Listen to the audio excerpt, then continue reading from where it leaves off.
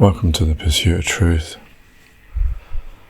Another one of these Sky News clips. I don't know why I keep making these, but I guess it's because there's something in them that shows us how bad we as human beings can be. And one of the last videos shows about it. I wonder myself how, it reminded me, it was about Martyrs' Day, or I think it's in Lebanon. There were like loads of people raising their hands up in the air, getting angry at a TV screen, and it just reminded me of the scene from 1984, the hate hour, hate week. I can't remember it just reminded me of that. And it made me think about how can we mind control ourselves? How do we get in a situation where this father's talking about a martyr, 1, 2, 3 of his children for security. And I know in this system that we live within, which I don't agree with, but the system that we live within, everyone has patriotism to bits of land that they've cut up, and this is yours, and you have to defend that. And even though the people at the top in their suits are the ones that are getting the benefit of you fighting. But how do we get to a situation where we can put in people's minds that they could hate another human being that's just like you over a bit of land that you can never ever own, over basically who's going to control you, which suits are going to control you? And maybe there's a benefit in that, because one set of suits may be better for you than another, but it's all subjective. And that's why it's difficult to watch different things from different countries and be objective, because we are so subjective in our views, because we're trained through movies, through schooling, through years of seeing things a certain way. And then when we see it a different way, we then think, well, that way's wrong. But that's not the way. That's just because that's the way we're trained, and it makes us unable to really see the bigger picture. But it just, I don't know. And then this first video that I'm going to show is about the massacre on October the 7th, a person who was actually there in the kibbutz, who witnessed it, and just it's so, it just reminded me of, like, in history, the Second World War, Nazis, Germany, putting stars on Jews, and Anne Frank, obviously we've read the book and we did a lot about that, and that used to scare me for a long time.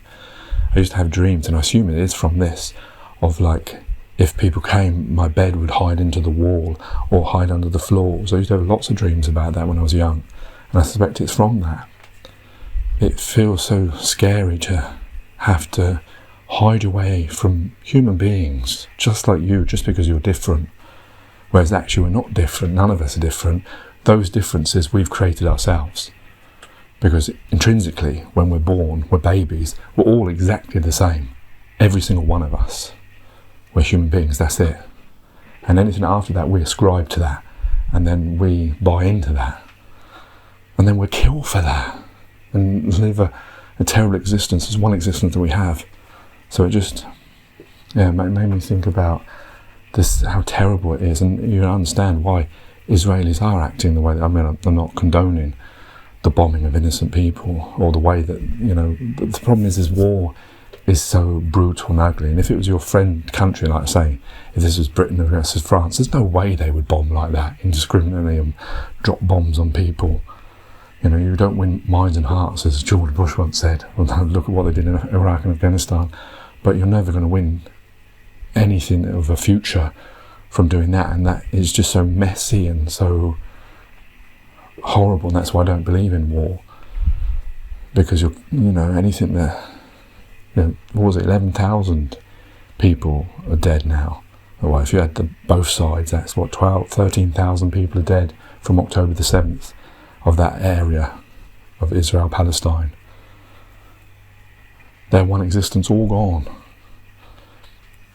And for whatever reason, it's just, I don't know, it's unfathomable for me. I get the things, people buy into the system, and then that's why the hate comes and the anger comes and the justification comes for killing human beings. But I just struggle to, obviously, because That's what I said about subjective and objective. You know, I'm here where this is not happening to me, not happening to my family, and therefore I don't have that same feeling. If you were Israeli, then yeah, I guess you would feel like really, you know, if your family had been killed in this such a horrific way, raped, burnt, all these things that happened, kidnapped. And the thing is, like, people in suits are just discussing all this, and it's all going on and carrying on and on and on until, you know, loads of people are dead. No one has any honour. There's no honour in bombing people. There's no honour in killing human beings. There's no honour in kidnapping. There's no honour in any of these things that both sides are doing. And I'm not trying to equate or anything like that. There's different levels, I get it. But none of this stuff from Hamas or from Israel or Palestinian, all those people who support any of these things, has no honour when it leads to any death of any human being for any reason. There's no justification really for those things. It's a product of our system that is a failing system that is leading us to fight each other when, like I say, when we're all babies, we're all the same. So anyway, here's these clips which detail these things, which were, some of them were quite distressing, so I'll just put that out there. Especially the first one of the massacre, and then also other things of hospitals being targeted now because underneath Hamas have their tunnels, and I get it, you know. This is why I don't believe in war, because it's so messy, you know.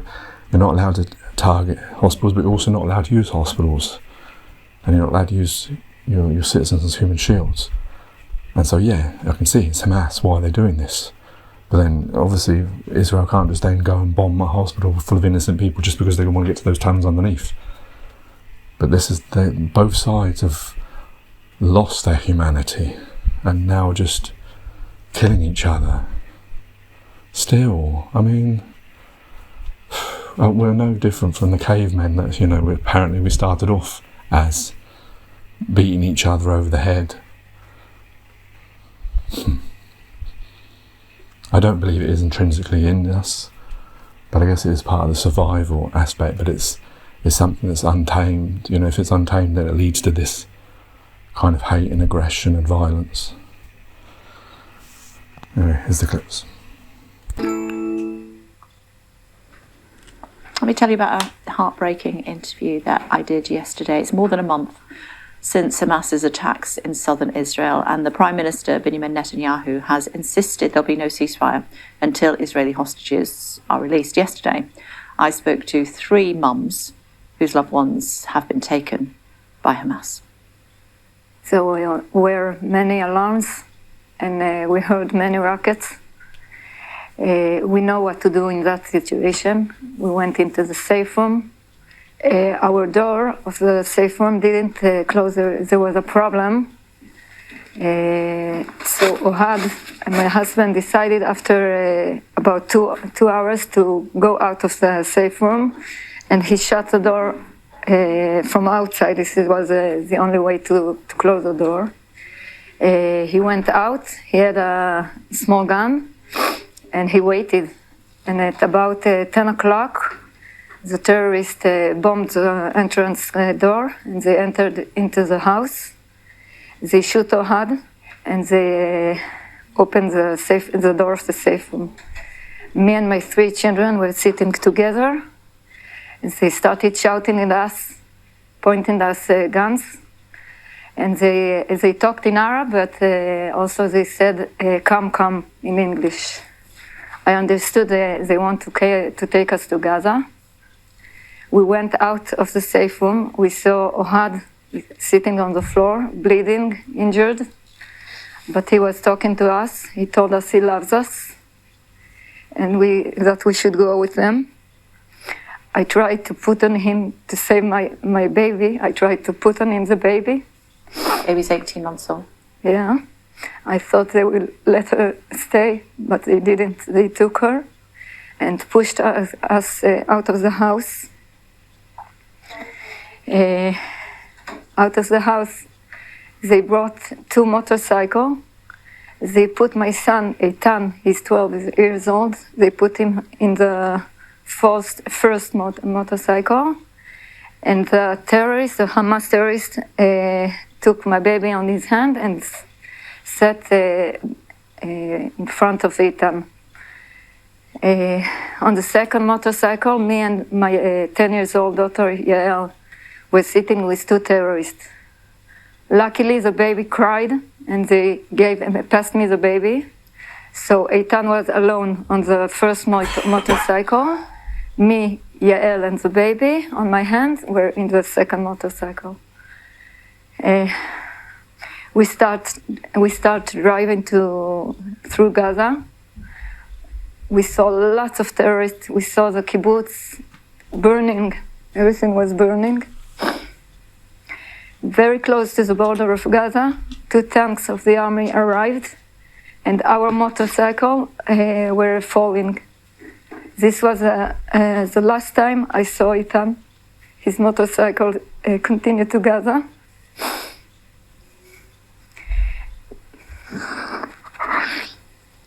Right.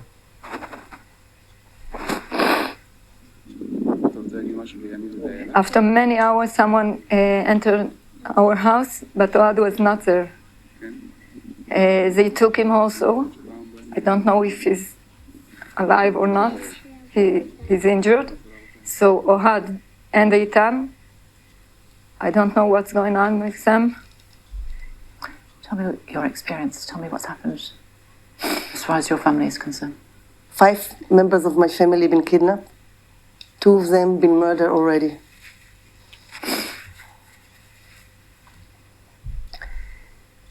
I'm here. I came the whole way here for one reason. I want to save my children that's still alive. I want to save my children. It's the only reason I'm here. And he been taken. I saw it in a movie that Hamas took this movie. I saw him in the movie. The whole world saw this movie. I can't watch it. I just saw the beginning. I couldn't hold it. I can't feel this pain. This boy been taken like this with a few terrorists, Hamas terrorists. You can see he's helpless, terrified, all confused. His worst nightmare become true. Does he get food, water? We don't know nothing. Nothing. No information. It's 1 month now. I think it's 31 days now. Every day we wake up for hell, for this nightmare. Tell me what happened on the 7th of October. My children are alone at home.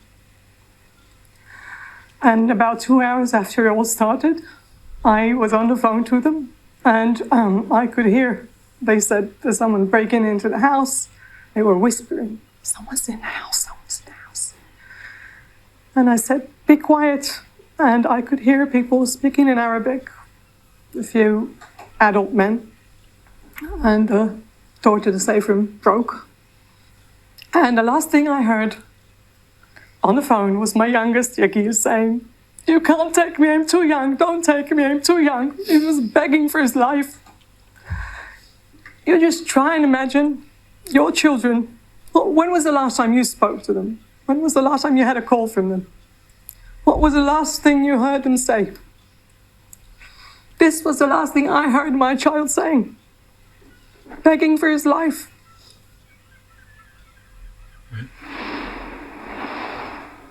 Rachel Briggs, a leading expert on hostage taking and chief exec of the Clarity Factory, is joining us now from Margate.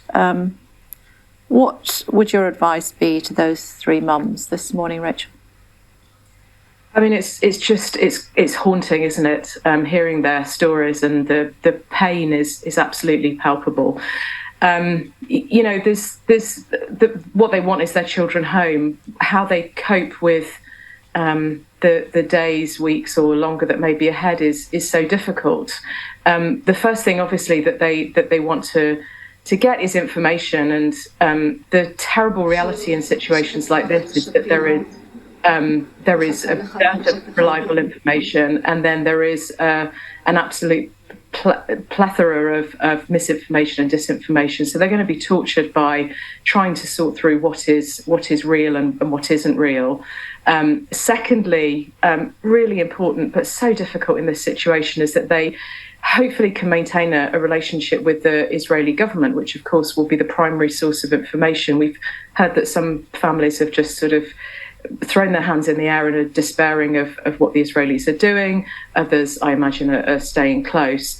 And then the third piece of advice I would have, and this is always such a difficult piece of advice to give to, a mother whose child has been ripped out of her arms, is, try if you possibly can to keep looking after yourself, eating properly, sleeping if you possibly can, because, these situations are marathons rather than sprints, unfortunately. And those poor women have children at home that they continue to look after, and they, as family members that I've spoken to over the years say, it's important to maintain that strength because you don't know when that all-important phone call is going to come, and you need to be prepared, and you need to be strong, and you need to be clear of mind. But I mean, my goodness, the dignity and grace that they demonstrate, I'm not sure any of the rest of us could say that we could be as dignified or as graceful in if we were in their shoes.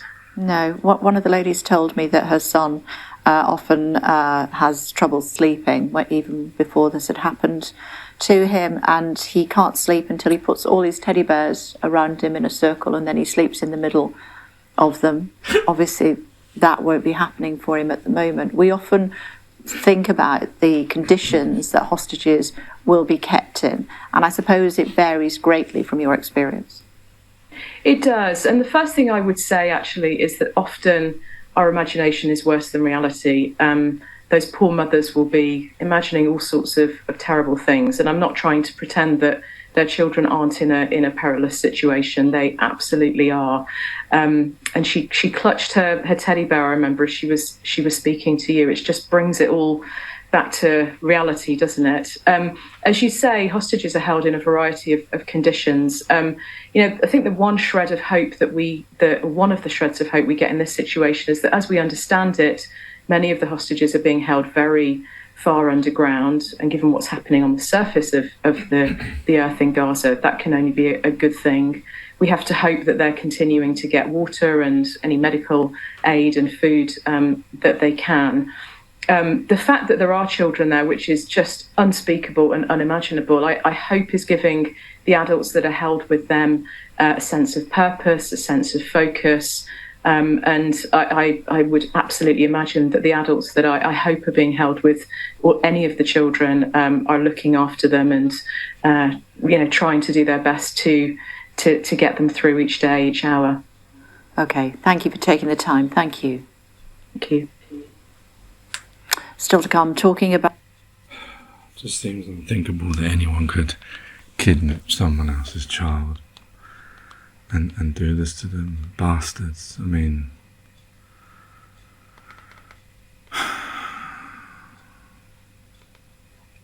Of course, I just think of my children when they talk about that. I know Alina, obviously, she's autistic, and she needs her mum when it comes to sleeping.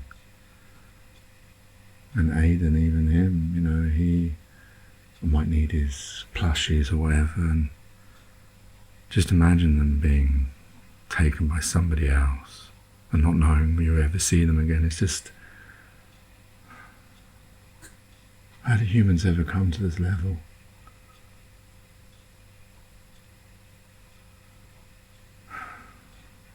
How do we get these people back? I mean, I don't understand. There's no benefit to these terrorists by doing this. It's cruel and it's un-Islamic and unmoral. If they wanted to make some kind of stance, a point that Palestine's still here and it's still got an issue because people are forgetting because of Ukraine or whatever, well, I mean, it doesn't justify stealing children, but they should give them all back now. All of the people they've got before, they die because they don't have the food and electricity because that's not coming in, or because the tunnels get hit in the strikes because they're next to Hamas soldiers. I just don't understand how you could be a human being, someone who maybe claims to be religious, and you kidnap someone else's child, especially if you're a parent. What's the next one? Well, what's the latest from Gaza? I can tell you that these are the scenes from overnight, as we hear that the Hamas leader, according to the Israeli Defense Force, is surrounded in a bunker in Gaza. That's what they say. Here's the latest. Late afternoon in Gaza City, and as the sun went down, this conflict took a significant, dangerous turn. As airstrikes came in, on the ground, locals caught the sound of gunfire. It was the prelude to an announcement that would come in the early evening from the Israeli Prime Minister. Gaza City is now surrounded. We are acting within the city of Gaza. We're deepening the pressure on Hamas hourly, daily. Hamas is now discovering we are coming into places they never thought we would. Well, since the Prime Minister spoke, there has been some pretty sustained activity out there. We've seen incoming Hamas rockets, we've seen interceptions outgoing, some gunfire as well, and just now some explosions in the distance. For the first time in decades, the Israeli military now says they are in the heart of Gaza City. And so from the scars of Israel's darkest day to the skyline of Gaza, it has been a month that's rocked the region, defining for years ahead. And with every day now the same.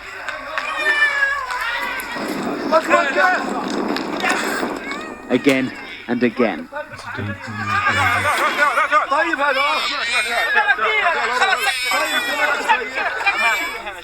Here a house was hit in the south of Gaza, in Khan Yunis, the Nofel family home, and home to displaced from the north too.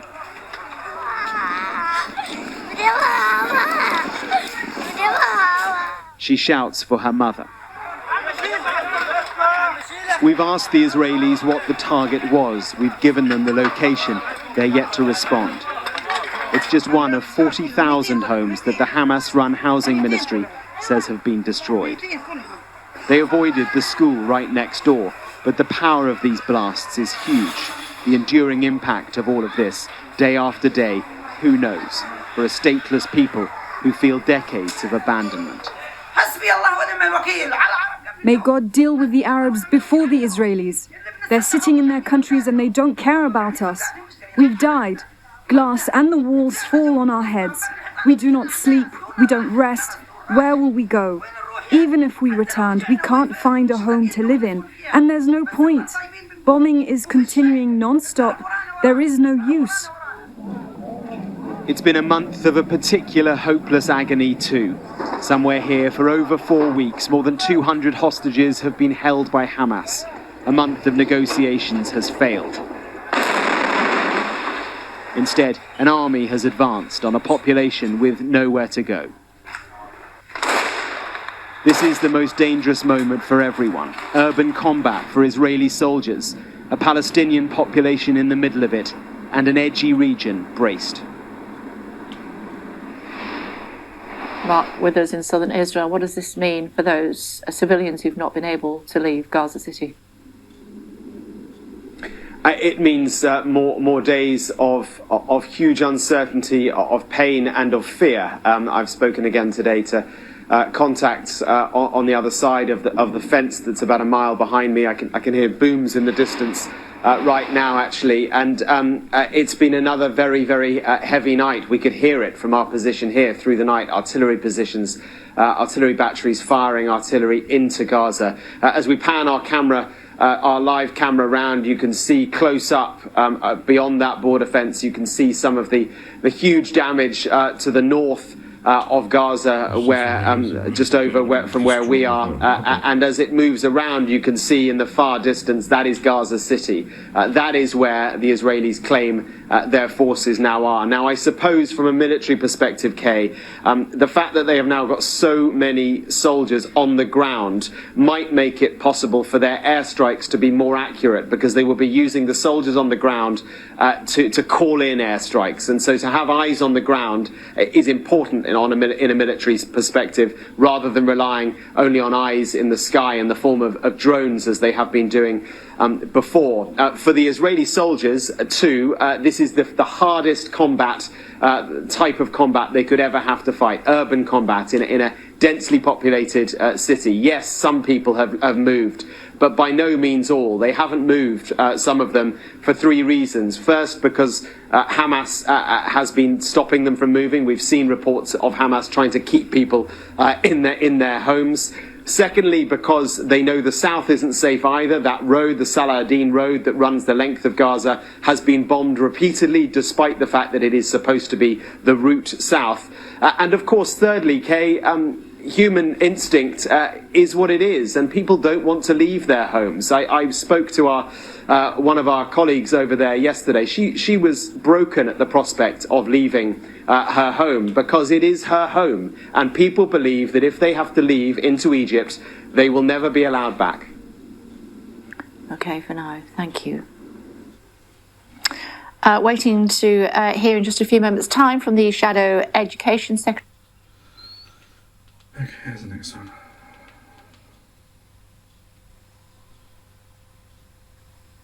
Well, there are concerns, of course, about the wider region as well. Dr. Joseph Bow, Director at ISAM Affairs Institute for Public Policy and International Affairs, is joining us now. Hello, Doctor. Concerns about this extending, as I said, to the wider region. How concerned are you about Hezbollah being drawn into the war? Look, so far, the Lebanese front, what we call the Lebanese front, i.e. the front that is maybe threatening to open, is still within the limits of what we call the rules of engagement. There are exchanges of fire between Israel and Hezbollah. Sometimes it's going maybe a bit above the acceptable level by both parties, but it is still a calm and controllable front. The big question will become, as the leader of Hezbollah has said last week, the question will become a double one. One, what will happen if the Gaza offensive, the ground offensive, widens and becomes more, let's say, existentially dangerous for Hamas? This could trigger maybe a further or a higher action by Hezbollah. The second one is that if the Israeli actions are considered as beginning to be unacceptable by Hezbollah, Hezbollah will step up the war. However, and this is the more important, the American, let's say, party and the Iranian one are both very keen on keeping this front very calm. The Americans have said it repeatedly. The Iranians are hinting to it. So if there is no let's say, spiraling, uncontrollable spiraling by one of the two parties, or a willingness by one of them to really go all the way, I think this front will remain calm, which means that the regional confrontation is so far avoided and avoidable. I mean, looking at images there of what's happening in Gaza, as you said, it's up on the northern border within the rules of engagement. The terrible phrase, isn't it? But I hear what you say, but we've been hearing from Prime Minister Netanyahu saying that Hezbollah, in his words, would be making the mistake of a lifetime if they take part in the war. Does that language help or hinder? No, in fact, this is completely normal. I mean, this is the deterrence language that we hear all the time, even without the war. I mean, before the war, we could hear that sort of statement. You can hear exactly the same statement from the other side, from Hezbollah. The problem is not that. The problem is that if the US today doesn't act quite swiftly to more or less rationalize the Israeli war plan in Gaza and beyond, I mean, the kinetics and the tactics and the military issues, meaning finding an exit to this war, putting a political goal that is acceptable and reachable, I think the entire region is threatened by being engulfed in the confrontation. So a statement from here and there will not change things. And again, this statement is completely normal. And this is the way Hezbollah and Israel has been addressing each other for years now, since the end of the war in 2006. One final question, if I may. As far as Lebanon is concerned, who is the most important diplomatic player at the moment? Look, if you want to be realistic, the most potent player in Lebanon is Hezbollah, and behind Hezbollah, of course, Iran. Now, it's much more complex in reality in terms of internal politics in Lebanon. Hezbollah is present in this government, in a caretaking government that is largely powerless and impotent because it's a caretaking government. So this opens a channel between the government, the legal government, and Hezbollah, of course, indirectly. You have other important players in the country, the Lebanese army, and behind it, probably a sort of US influence. So the country is a little bit, if you want, like Iraq. It's a country where political influence is shared between many players. Some of them are on the same line, some of them are on opposing sides, which renders the political equation and chessboard in Lebanon very complicated and complex to read. But the ultimate decision to go to war or not in Lebanon and from Lebanon's side is, if we want to be lucid and realistic and honest, is Hezbollah. Okay. Doctor, we must leave it there, but fascinating conversation to have with you. Please come back and talk to us further with your expertise. Thank you. It will be my pleasure. Thank you. Quick look at the weather. It shows you it's not like just simple one side versus the other. Share her reputation. Could be competing. This feels very Orwellian, though, the way that countries run and wars are done. To add Sky Sports, go to sky.com/sports. Let's turn then to the unfolding situation in Gaza, where Hamas-run authorities claim 10,500 people have been killed by Israeli forces. That is in retaliation to the October the 7th attacks, which we now know have claimed the lives of 1,400 Israelis. Today, the UN's human rights chief suggested war crimes have been committed by both Israel and Hamas in the conflict that erupted over a month ago now. Well, we're joined from Tel Aviv by Lieutenant Colonel Peter Lerner, spokesperson for the Israeli Defense Forces. Good evening. Thank you for being with us.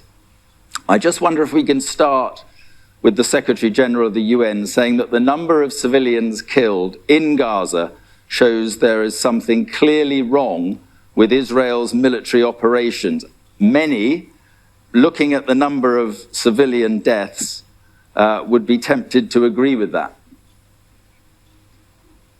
Obviously, I don't agree with that, and I would suggest that the UN Secretary General get in line with the program and support the change and the removal of Hamas. Hamas have made this war, they launched this war. The IDF is fighting in order to restore safety and security to Israel, safety and security to the people of Israel that deserve to live in peace. It's not a war that we wanted, but it's a war that we have to win. But he's very clear. He talks about human shields. He says there are violations by Hamas when they have these human shields. But he says when one looks at the number of civilians killed, there is clearly something wrong with Israel's military operations. And the claim, Colonel, is 136 children a day dying, which, if true, does rather beg the question about how long this can go on. Mark, the reality on the ground is a tragic reality. Indeed, the images that you have been broadcasting over the last month are heartbreaking.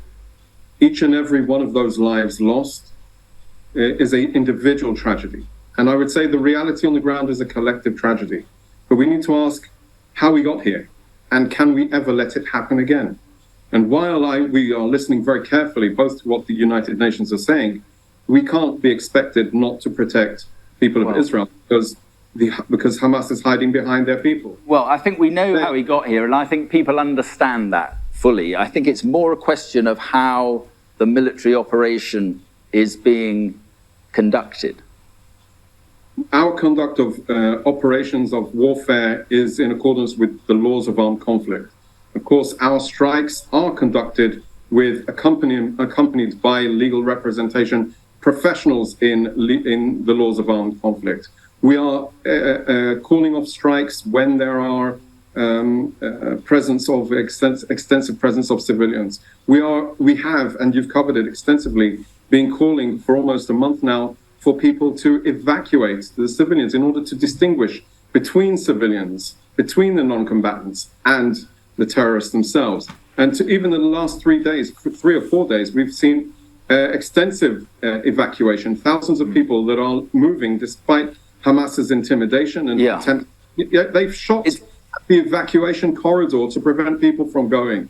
This is the terrorist organization we face. But there is a problem here. There's a problem here. You are telling people to move south and providing the so-called safe routes for them to do so. But Hamas, Hamas-run health ministry in Gaza is claiming that virtually 50% of the people killed in the last 24 hours were killed in Israeli attacks in the south.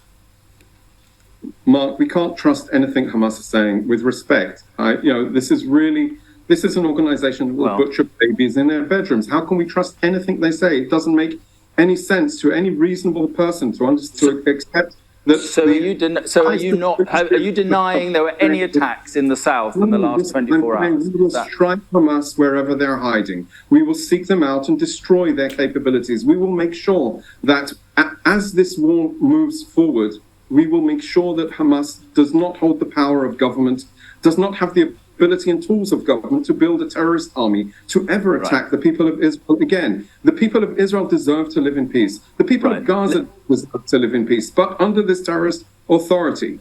Let me ask you, how many civilians, sorry to interrupt you, I'm just interested, how many civilians do you think are currently in Gaza City? I would say that there are too many in Gaza City because Hamas is preventing them. Hundreds of thousands still potentially in Gaza City. There are still too many civilians in Gaza City. We are moving forward. We are determined to destroy Hamas. We are determined to move forward. So you're moving forward and you're moving closer to these tunnels and these control and command centers inside Gaza City. One of those control and command centers, we're told, is underneath the hospital, the Al-Shifa hospital. Do you consider that hospital to be a legitimate target? Mark, we're not going to speak specifically about targets. I can tell you what we've revealed just in the last few days. 130 tunnels in the surrounding areas of Gaza City. We've seized over 4,000 pieces of weapons and munition. We have, unfortunately, we are continuing to engage the enemy, and we have killed one of their leading one of their leaders that deals in research and development, the Mohsen Abu Zina, and 10 others. We are taking the fight to them because we can never ever allow them to control. Just finally, it's going to be a very difficult fight. A phase of the fighting coming up, Colonel, is going to be a difficult fight. Just finally, do you think the world would accept an attack on a hospital crammed with patients and the injured, and also many people who have sought shelter there? Do you think the world would accept that, whatever military reason you gave? It's not a question of what the world will accept. Would the world accept launching rockets from a UN facility? Would the world accept shooting attacks, terrorist attacks using a hospital as a command and control center?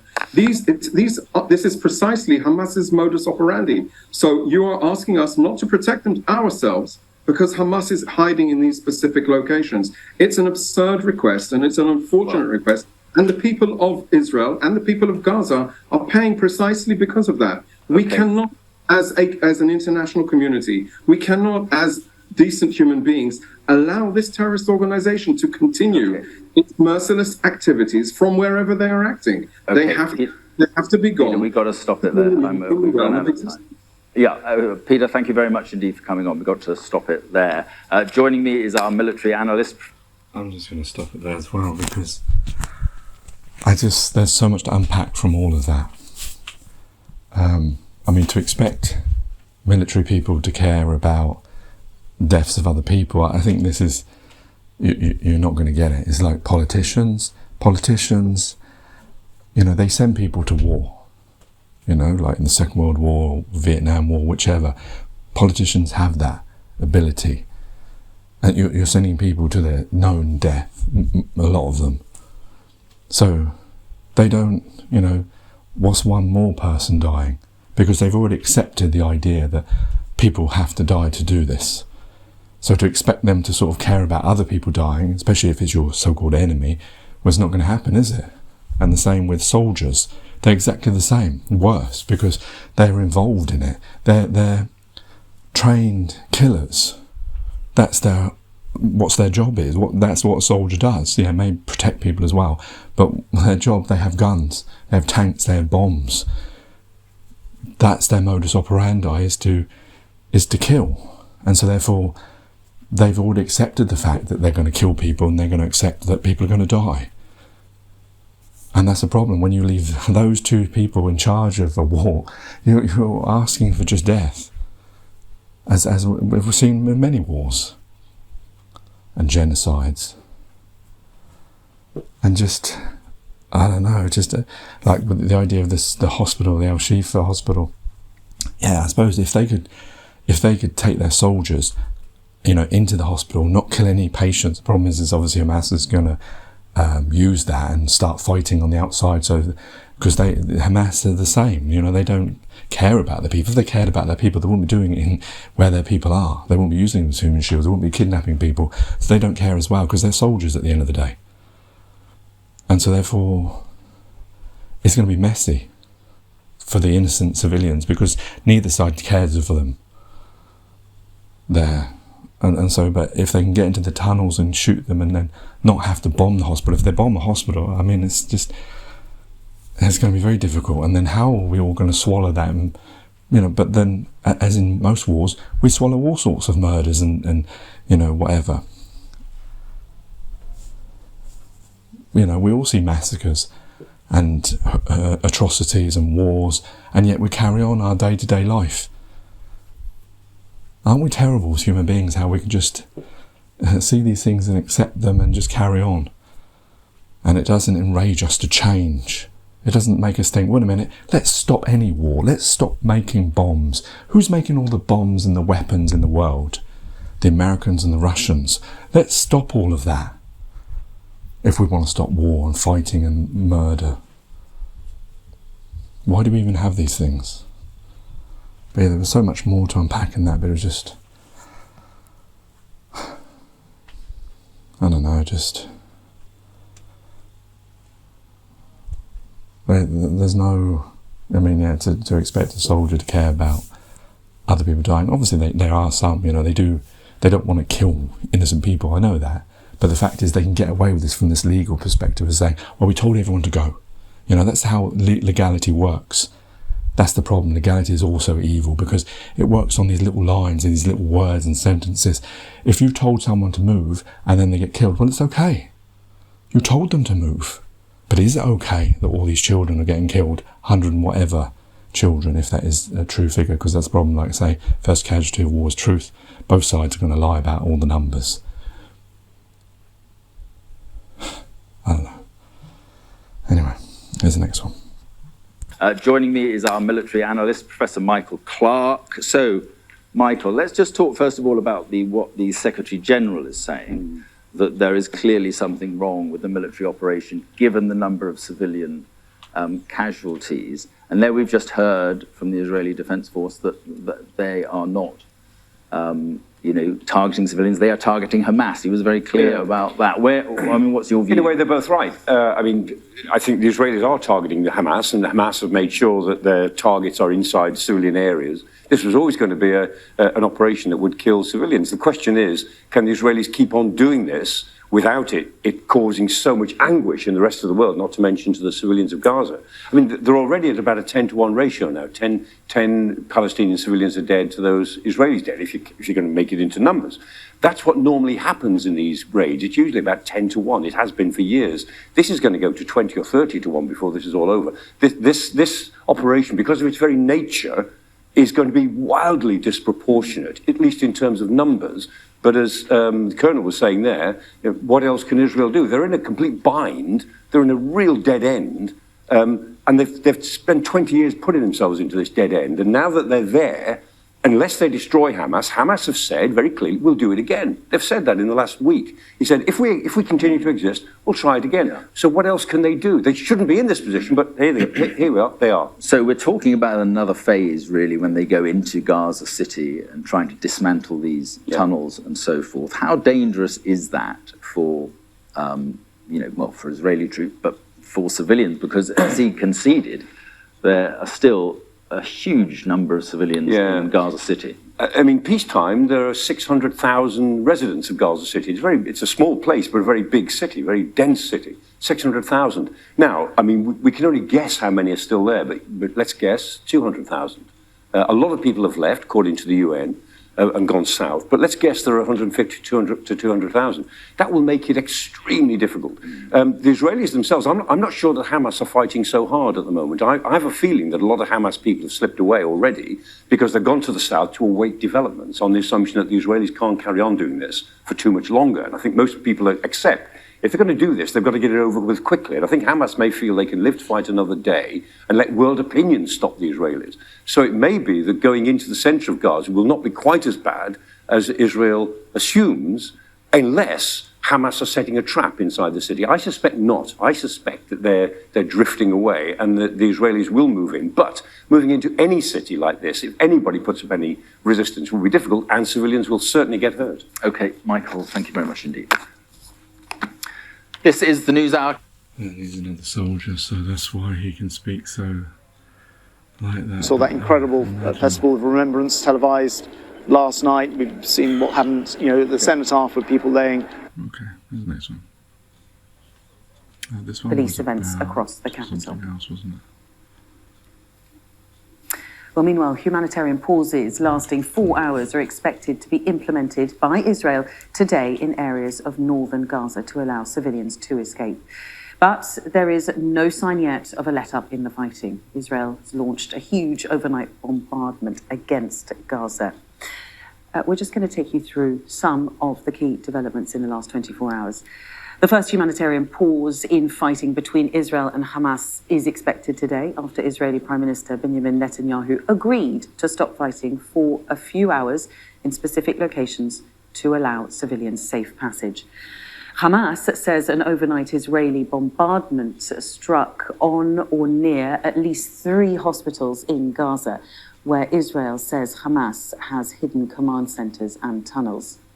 The Hamas-run health ministry in Gaza says the number of people killed has now hit 11,078. But a senior US official says it is very possible the true figure is higher. While the US Secretary of State has said the number of civilian deaths is far too high. We appreciate the fact that yesterday Israel announced 4-hour pauses with a 3-hour notice in specific areas, as well as 2 humanitarian corridors that will allow people to move more safely and freely, to get out of harm's way, and also to access assistance. These steps will save lives and will enable more assistance to get to Palestinians in need. At the same time, much more needs to be done to protect civilians and to make sure that humanitarian assistance reaches them. Far too many Palestinians have been killed. Far too many have suffered these past weeks, and we want to do everything possible to prevent harm to them and to maximize the assistance that gets to them. I like how he can play that card. It's like, oh, look at America. Yeah, we're great. We know that there's too many people. It's only taken us 5 weeks to say that there's too many people being killed, and we need to have humanitarian pauses, not ceasefires, not stopping the war. And whilst we still manufacture weapons and give weapons to anyone who wants to buy them that's on their side, and emboldening them and enabling them, whilst also saying, it's like doublethink, isn't it? Don't do it, do it. And the world falls for this kind of rhetoric. Sky correspondent Mark Stone is in Sderot in southern Israel. And Mark, I wonder where this leaves those civilians in Gaza, those families trying to find safety, this sort of dangling of a humanitarian pause, but no cessation in fighting so far. No, what I can tell you is that just in the last few minutes, a spokesperson for the Israeli military has confirmed that they claim there was a pause in fighting today, a pause to allow for a corridor that lasted from 9 a.m. till 4 p.m. It's true to say that From our position here, we were not here this morning, we were here this afternoon. Earlier on today, there didn't appear to be a great deal of activity in this part of what is northern Gaza behind me. But as night fell, there was a lot more activity, certainly, incoming and outgoing. We were doing some filming down here about a kilometre or so from the border fence earlier on, and there were outgoing rockets from one of the militant groups, Hamas or Palestinian Islamic Jihad. And here, down here in the south of Israel, this town so close to the border fence, you get a matter of 5 or 10 seconds to be able to take cover before those rockets hit. And an awful lot of Israeli activity as well in this northern area too. The situation for civilians in Gaza is indescribable. We've been speaking through the course of the day to several people. Hassan Abu Sita is a doctor at the Shifa hospital, and he described to us this afternoon this as being the darkest hour. He said that the hospital system has collapsed now, that people are leaving the Shifa hospital in Gaza City in their droves, the doctors, the injured, and those that are just sheltering there because they hope it is a safe place. Unimaginable right now, I think, inside Gaza. And then there is the people, the movement of people. It's an extraordinary images, the pictures of people, young and old, all of them moving on foot. Now, you could look at that and say, this is great news. They are able to get to safety. It's clearly great news that they're able to get to safety. But for the Palestinian psyche, this is an extraordinary moment. There are people in those crowds in that movement of people who are old enough to remember what they call the Nakba, the catastrophe, which was the mass displacement of Palestinians in the late 1940s as a consequence of Israeli expansion. And this, they believe, is a second Nakba. That is how Palestinians see this. Yes, it is a movement to safety so that Israel says it can carry out its military operations against Hamas, but the consequence is absolutely devastating for the people of Gaza. I've been looking at images today that we could never broadcast. They are absolutely horrific. Day after day, children with their heads off, arms off, all the rest of it. It is just horrific what is happening back there, over there at the moment. We haven't got access. The Israelis and the Egyptians will not give us access unless it's with a military embed with the Israelis. So it's very difficult to get our own eyes on the ground. But we have trusted people in there who we've worked with for years who are telling us what is happening and sending us the pictures. It's awful stuff. Yeah, it really is. Mark, thank you so much. Mark Stone there in southern Israel. Well, meanwhile, the Ukrainian President Volodymyr Zelensky has been speaking at the Paris Peace Forum, an annual gathering of world leaders, all in an effort to encourage collective action. Addressing the conference, the Ukrainian leader said the world is capable of making the right turn towards peace. Now, in our time, the world is at the crossroads. Local wars can provoke a global collapse. The suffering in which a particular nation is thrown can drag neighboring nations into the abyss. But the world is not doomed to disasters and suffering. We are capable of making the right turn. All nations are equal, and every nation deserves respect. The Ukrainian president there. I wish that was true. All nations are equal. Well, intrinsically, yes, we're all equal. But as George Orwell would have said, some are more equal than others, Animal Farm. Because if we're all equal, all our money would be equal. We wouldn't have money, wouldn't have need of money, would we? We wouldn't be abusing poorer countries for labour and for taking things from those countries and etc. and all the things that are done because of the unequal world we live in. People in the UK talk about levelling up the north and the south. Levelling up of the whole place we found ourselves upon has to be done to make us all equal, that we actually are all born equal, but we lose that equality when, depending on where we're born and what time, because of the suited people that are in control of us. But I wish, we do, he's right, we are capable of making the right decision. Unfortunately though, as history has proven, we often don't. Here's the next one. Israel.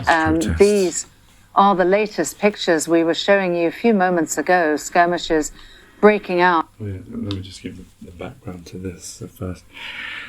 So these were the protests on the weekend. I thought I had another clip before this, but anyway, let's just go with this now. Doesn't matter if they're out of order. So protesting, Cirilla Braverman was calling them hate marches and sort of going on about these things.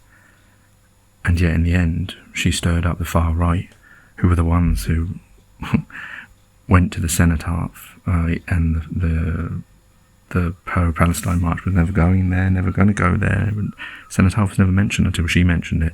So the far right turned up, Tommy Robinson and his lot, EDL, and they fought the police who were also protecting it. So they fought, both of them fighting for the same thing with each other just because they want to have a fight. And that's who she emboldened. And now people are calling for her to resign, which, for multiple things she said, including the homelessness part. Yeah, I don't think she has the humanity to be in a position that needs that. But yeah, here's the moment where the EDL are being contained by the police. And what was it Rishi Sunak said? There's no hate in this country, no racism in this country. Around Westminster Tube Station, Parliament Square, police there, you can see in formation, some of whom with riot helmets on, trying to contain with what appeared to be small but potentially significant skirmishes there. The pro-Palestinian march, I should say, has set off from Hyde Park, not in the vicinity here yet, so we understand those to be right-wing protesters, many reporting chanting of England till I die, and a few skirmishes breaking out earlier by right-wing protesters have been encouraged by the presence of Tommy Robinson arriving near the cenotaph. Again, those skirmishes were also quelled by the heavy police action there that had been expecting such skirmishes to take place. Things look to be sort of in a holding pattern there now. These helicopter pictures for you. The march that set off from Hyde Park is not allowed to pass anywhere near the cenotaph. There is an exclusion zone which covers Whitehall, including the cenotaph, Horse Guards Parade, and the Westminster Abbey Field of Remembrance. From what we have seen from camera footage taken of the early stages of that march, it appears to be very peaceful there. Police concern, obviously, that some of these right-wing protesters are going to clash with the people on that pro-Palestinian march. The right-wing protesters say that they are there to protect war monuments and in defence of England, they say. That's the cenotaph, where it appears that things have been in order since that 2-minute silence. Let's bring in our correspondent, Molly Malone. She's been at Hyde Park in central London, where that march has got underway. Every time we speak to you, Molly, it appears that things are very well ordered there behind you. Yeah, I couldn't quite make out the question there. It's loud here, but it is peaceful. This really has got underway in the last hour or so. People streaming down at Park Lane, heading past Hyde Park. Familiar chants, really, familiar placards. Many people holding Palestinian flags, as they have in recent weeks, holding placards too. I have to say I have spotted a few saying "Sack Suella." You'll remember the Home Secretary calling for this march not to happen, and previously having called them hate marches. But the message of the protesters here really is the same as it has been in recent weeks, calling for an immediate ceasefire, different, an extra level than humanitarian pause. But of course, we'll remember the Prime Minister Rishi Sunak and Suella Braverman didn't want this to happen, but they did seek reassurances from the Metropolitan Police, who sought reassurances from the organisers of these protests that this march will remain peaceful. And I have to say, it's loud, but it is peaceful. People here, I've seen a number of women and children, pretty much consistent with what we've seen in recent weeks. The only difference really today, it is Armistice Day, which is why they didn't want this protest to happen in the first place. But these protesters and the organisers did agree with the Metropolitan Police that they would take a pre-agreed route, which means that they haven't gone via Whitehall and instead, as I said, are marching towards Hyde Park. They'll eventually make their way over Vauxhall Bridge and into Battersea, where they'll hear a number of speeches at around 4 o'clock. The Metropolitan Police, though, have been clear that they want this all to wrap by around 5 o'clock, because they fear that should these protesters meet counter-protesters, that's when things could start to get a little bit tense. So they'll be hoping that this will stop by around 5 o'clock this afternoon, and that it remains peaceful. All right, Molly, thank you for the update for us there from Hyde Park. Let's talk to somebody now who is attending the pro-Palestinian march. Yunus Lunat, he's former chair of the FA Race Equality Advisory Board. He's joining me now from North London. Afternoon to you, Yunus. I understand this is your first time attending the pro-Palestinian march. What's brought you out today? Good afternoon. Thank you for inviting me. It's a pleasure to be on. Really, as I say, you summed it up. It's my first time at a demonstration at the march.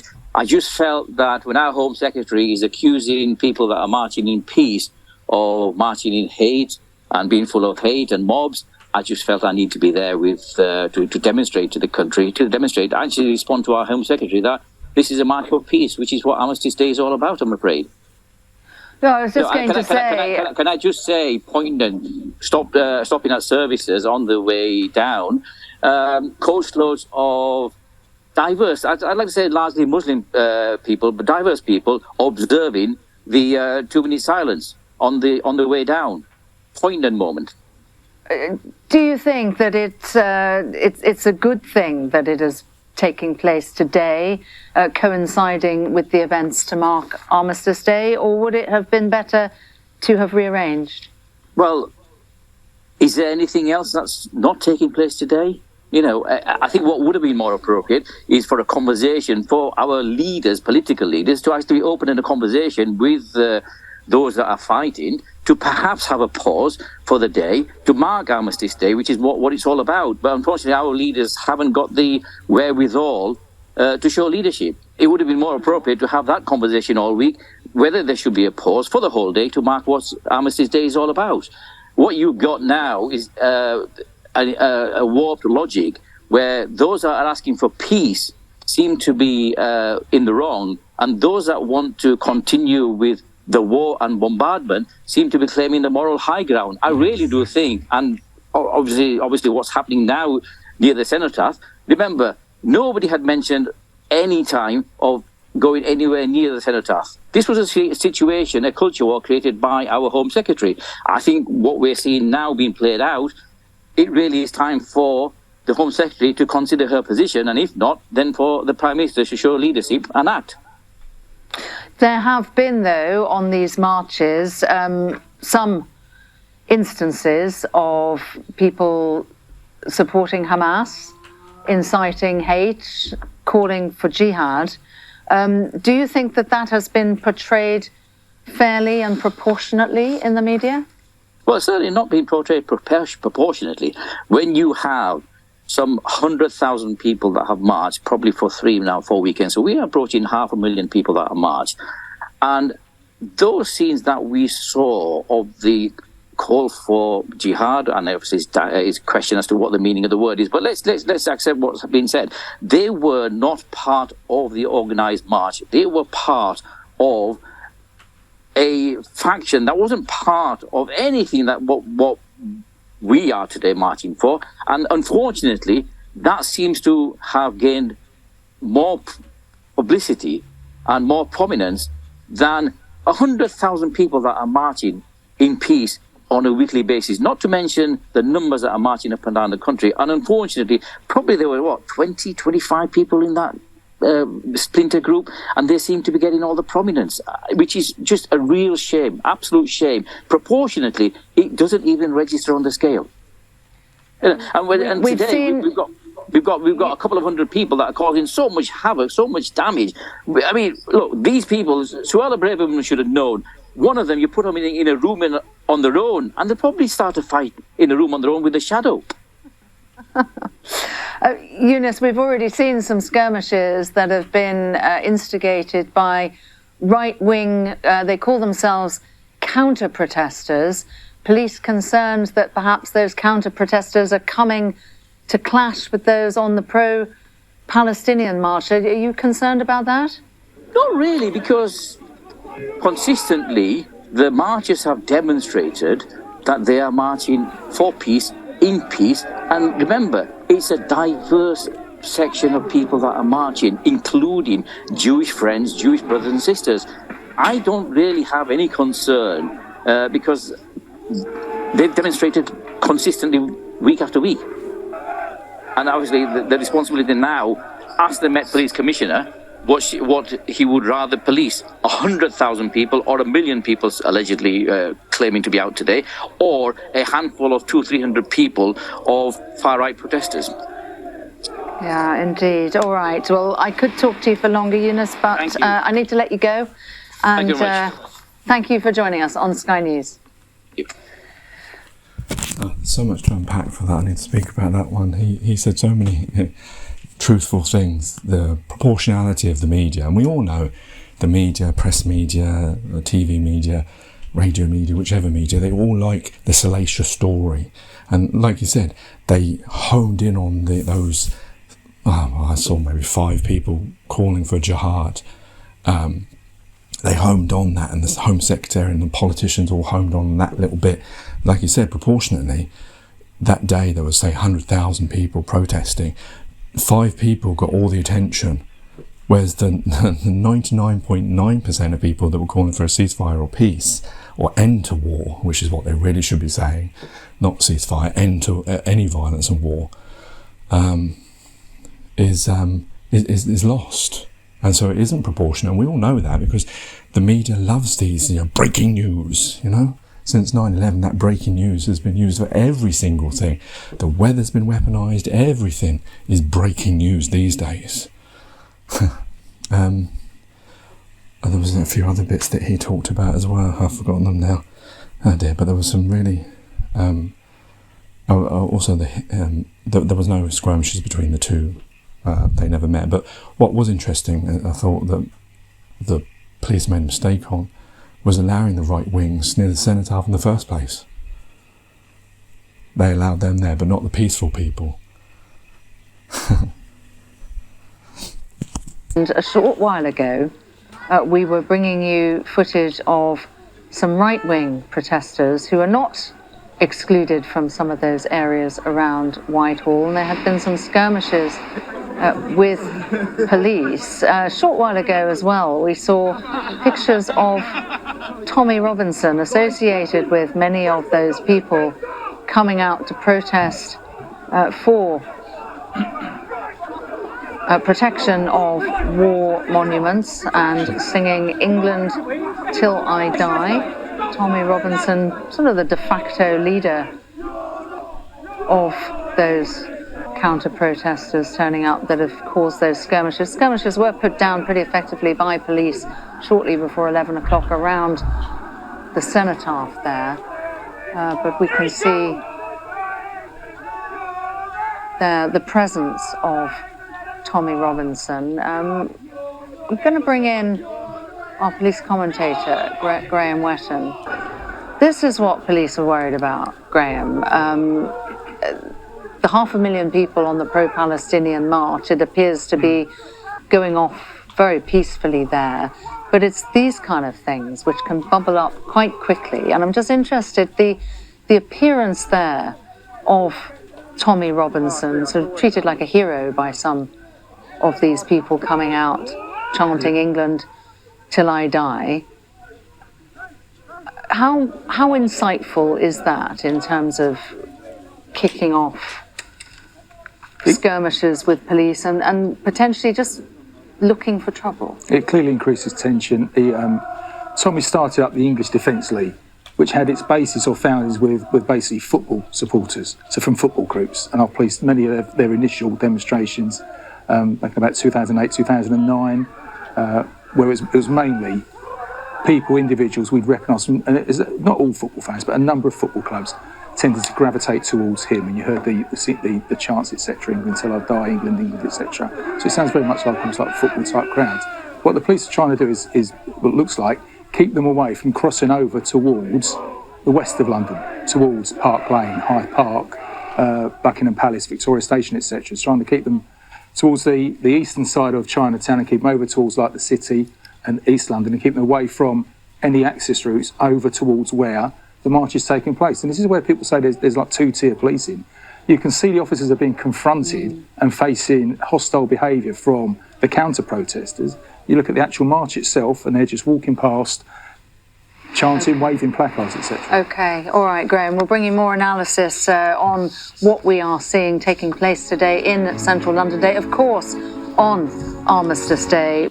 But that was the other point, is when you said about Armistice Day, is anything else stopping? Yeah, well, did they close pubs for Armistice Day? Did they close workplaces for Armistice Day? Did they close anything else for Armistice Day? But you shouldn't go and march for peace. Why is it politicians are so worried by people protesting peace? I mean, 1 million people protested against the Iraq War. They ignored that 1 million people. You know, it's not like democracy is that strong. So what's the worry for them? Heaven forbid that we have our own minds. Hundreds of thousands of protesters marched to call for a ceasefire in Israel's war against Hamas.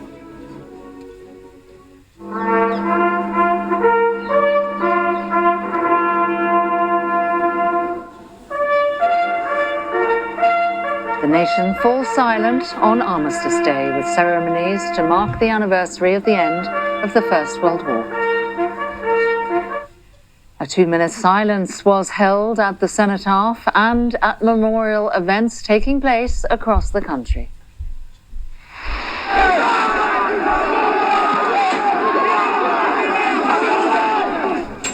But there are scuffles near the Cenotaph in Whitehall between right-wing protesters and police. Also today, the World Health Organization says a child is being killed every 10 minutes in Gaza amid reports of intense fighting around several hospitals. And family and friends of the schoolgirl Eliane Andam gather to remember her as her funeral takes place in Croydon.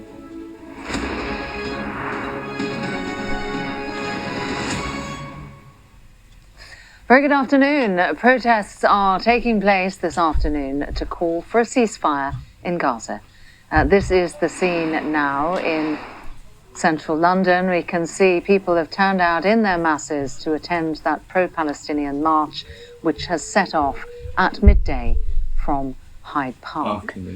Well, earlier, right-wing protesters who appeared to be trying to approach the Cenotaph clashed with police. That took place just before 11 o'clock. Well, our correspondent, Ivor Bennett, is in central London for us. Ivor, shortly before 11 o'clock, we saw skirmishes taking place around the Cenotaph. Right-wing protesters there calling themselves counter-protesters. And again, where you are now in central London by Westminster Tube Station. Yeah, that's right. There were some ugly scenes in the build-up to that 11 o'clock 2-minute silence, and pockets of violence and skirmishes since then, some in central London around a mile north of here, and then right here on the edge of Parliament Square in Whitehall, just around the corner from the Cenotaph, officers have detained a large number of these so-called counter-protesters, a number of whom we believe are members of far-right groups, and the Met says they've detained them here, kind of kettling them in with a kind of ring of officers here, dozens of officers penning them in, because they believe they are part of the group involved in some of the disorder earlier. So the disorder involved protesters throwing some missiles, bottles, beer cans at officers and confronting them. That was in central London. Before that, as I say, around 10:30 in the build-up to the 11 o'clock moment on Whitehall, there was some scuffles between some of the counter-protesters and police officers. There was a lot of chanting, quite aggressive chanting, England till I die, some people shouting at the officers saying, "You're not English anymore." At times it felt more like a football match, actually, rather than Remembrance Day, Armistice Day. In the build-up to that 11 o'clock moment, there were missiles thrown, we saw bottles thrown, there was a lot of pushing. Some officers got their batons out to keep people back. The protesters, the counter-protesters here were in their hundreds, if not thousands, and these large numbers were expected by the police. And it's important to say that the Met said yesterday in a briefing to journalists that they had no problem with them being here. On apologies for that language, there is quite a lot of hostility, not just towards the police, but also to us as members of the media. As I say, they had expected them to be here, and they were okay with them being here. This exclusion zone they set up with metal barriers surrounding the Cenotaph and Whitehall was primarily for the pro-Palestine marchers. Anyone on that march was not allowed to be here. Just let's unpack that for a second. So, people who believe in right wing and are singing England for England and were allowed to go to the Cenotaph Remembrance Day at the end of the First World War, but people protesting for peace were not allowed. I think also whoever made that decision, well, I mean, how do you justify that? How do you make sense of that? Were to arrive, they could have been arrested, but counter-protesters were allowed to be here. The idea was to keep those two groups apart, but since then we have seen kind of these groups disintegrate, and there are various little breakaway splinter groups and individuals. Around half an hour ago at Trafalgar Square at the top of Whitehall, a few hundred metres that way, we witnessed a couple of individuals, members of the far right, targeting those with Palestinian flags and scarves, showing quite a lot of aggression towards them. There were some punches thrown as well, we saw. And the fear is by police that these larger numbers might come together, that these groups might seek each other out if there are splinter groups, and I think that's why they've now penned this group in. The group is here because they're in the pub on the corner, which is opposite Parliament. A lot of alcohol is being consumed. We saw people drinking from beer bottles and beer cans and then slinging some of those at police, of course. And for now, they're keeping them in, watching and waiting to see how this unfolds, although the Remembrance Day events have concluded, and I have to say those were marked respectfully. The worry is events are not over at all today as far as these protests and counter-protests go. Yeah, and a short while ago, Ivor, we saw footage of Tommy Robinson walking through Chinatown. Yeah, that's right, and we followed him. So he was here outside the Cenotaph for 11 o'clock. Earlier in the week, he had, after being allowed back on X, formerly known as Twitter, he was previously banned from that platform. Earlier in the week, he had issued a rallying cry to his supporters, asking them, or telling them to be in London, in his words, to protect the Cenotaph. He calls Remembrance Day their sacred day. He is, of course, the founder of the far-right group, the English Defence League. Various other affiliates, known as other far-right groups, also issued similar rallying cries to their supporters. And so they turned up in large numbers, a number of them wearing face coverings. Again, apologies for the bad language. Now, they insist their motives here is to protect the war memorials, honour the fallen, support the armed forces, and that's why they say they're here. And they also, and that is in reaction to the pro-Palestine march being held. But as you heard, there's a lot of hostility towards members of the media, even though we're just here merely reporting on what we are seeing and what's been said previously. So Tommy Robinson left this area. He moved into central London, followed by a large group of supporters. He jumped in a taxi, and so we lost sight of him. But following that, there then were these skirmishes with police in Chinatown. And here we go, there's some more movement here, some chanting. Police are still keeping people within, trying to keep them within this kind of ring of officers, but it seems like they might struggle because they are outnumbered here. The atmosphere is very tense, as you can hear. A lot of flags. There's some pushing as people try to make their way out of this kind of cordon, this kettle that's been set up, and they're being pushed back. So one member has clearly has made it out of the circle. Officers are following them.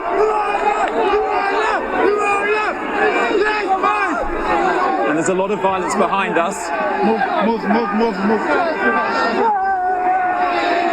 And bottles are being thrown. It's a really tense atmosphere. It was just a matter of time, I think, before that happened, as these members of the far-right groups broke out of that cordon of officers. It's an extremely charged atmosphere. Many of them have been drinking, and officers are vastly outnumbered.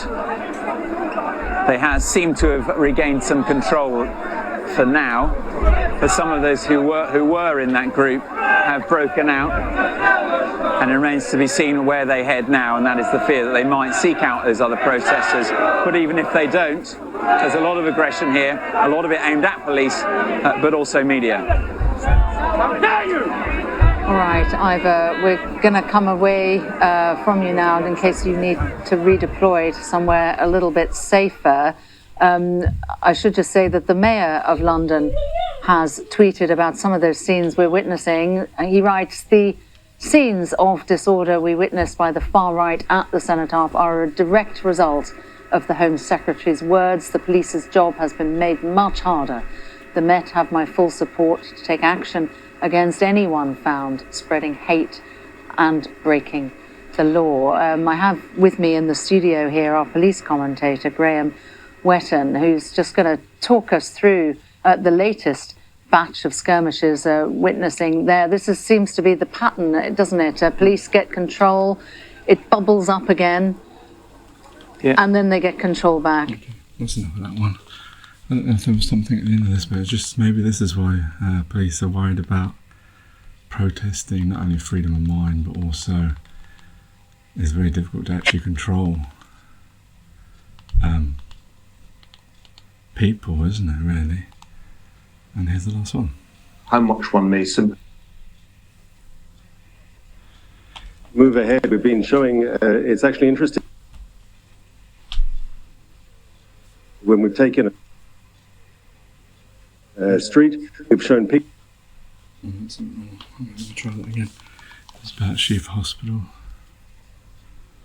Ahead, we've been showing, it's actually interesting, as our forces have moved into Gaza City, we've shown, when we've taken a building or taken another street, we've shown pictures of rocket launchers next to babies' beds, we've seen pictures of armaments being used next to schools and so forth, that Hamas uses Gaza's civilians as a human shield for its war machine should come as a surprise to no one. We saw the sort of brutality that they were capable of on October 7th when they invaded my country and massacred our people in the most brutal way. So no one should be surprised that they have any qualms whatsoever. Hamas leaders talk about sacrificing literally tens of thousands, if not hundreds of thousands of Palestinian civilians for their crazy cause. And when they're gone, when we've defeated them, and they're no longer ruling Gaza and their military machine has been destroyed, ultimately, the people of Gaza will be better off. Hamas has been running the Gaza Strip for 16 years. What have they got to show for it? What have the people of Gaza received from Hamas? Bloodshed, misery, impoverishment?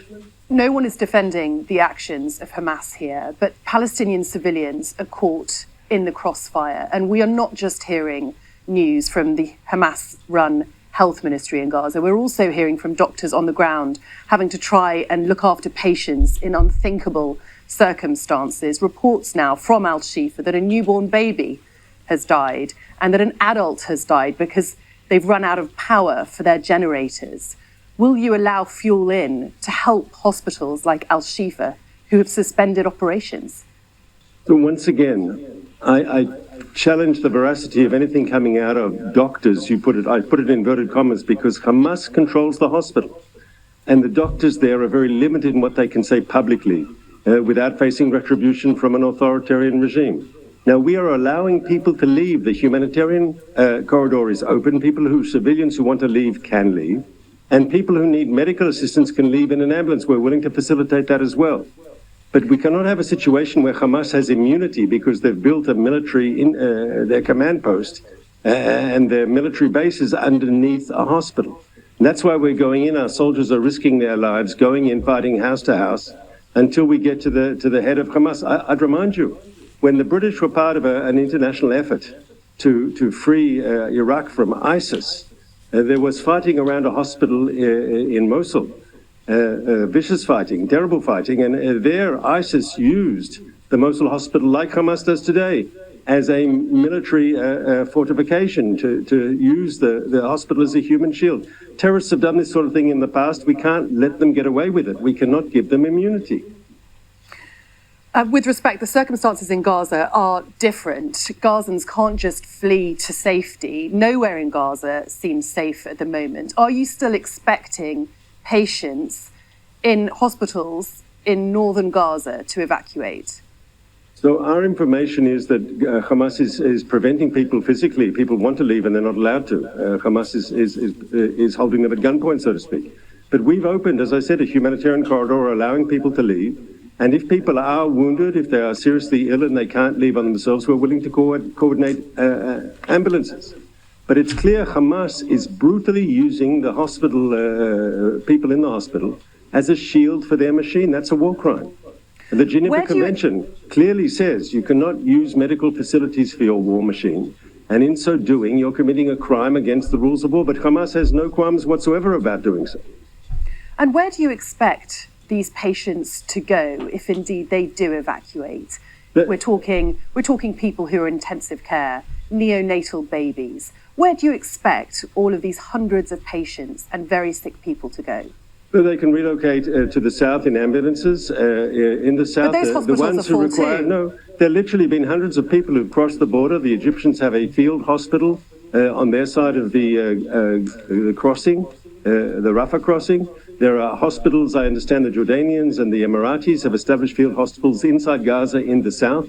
The French have got a ship, a hospital ship, off the coast of the Mediterranean. Of course, we want to make sure that people who need to receive medical treatment can do so.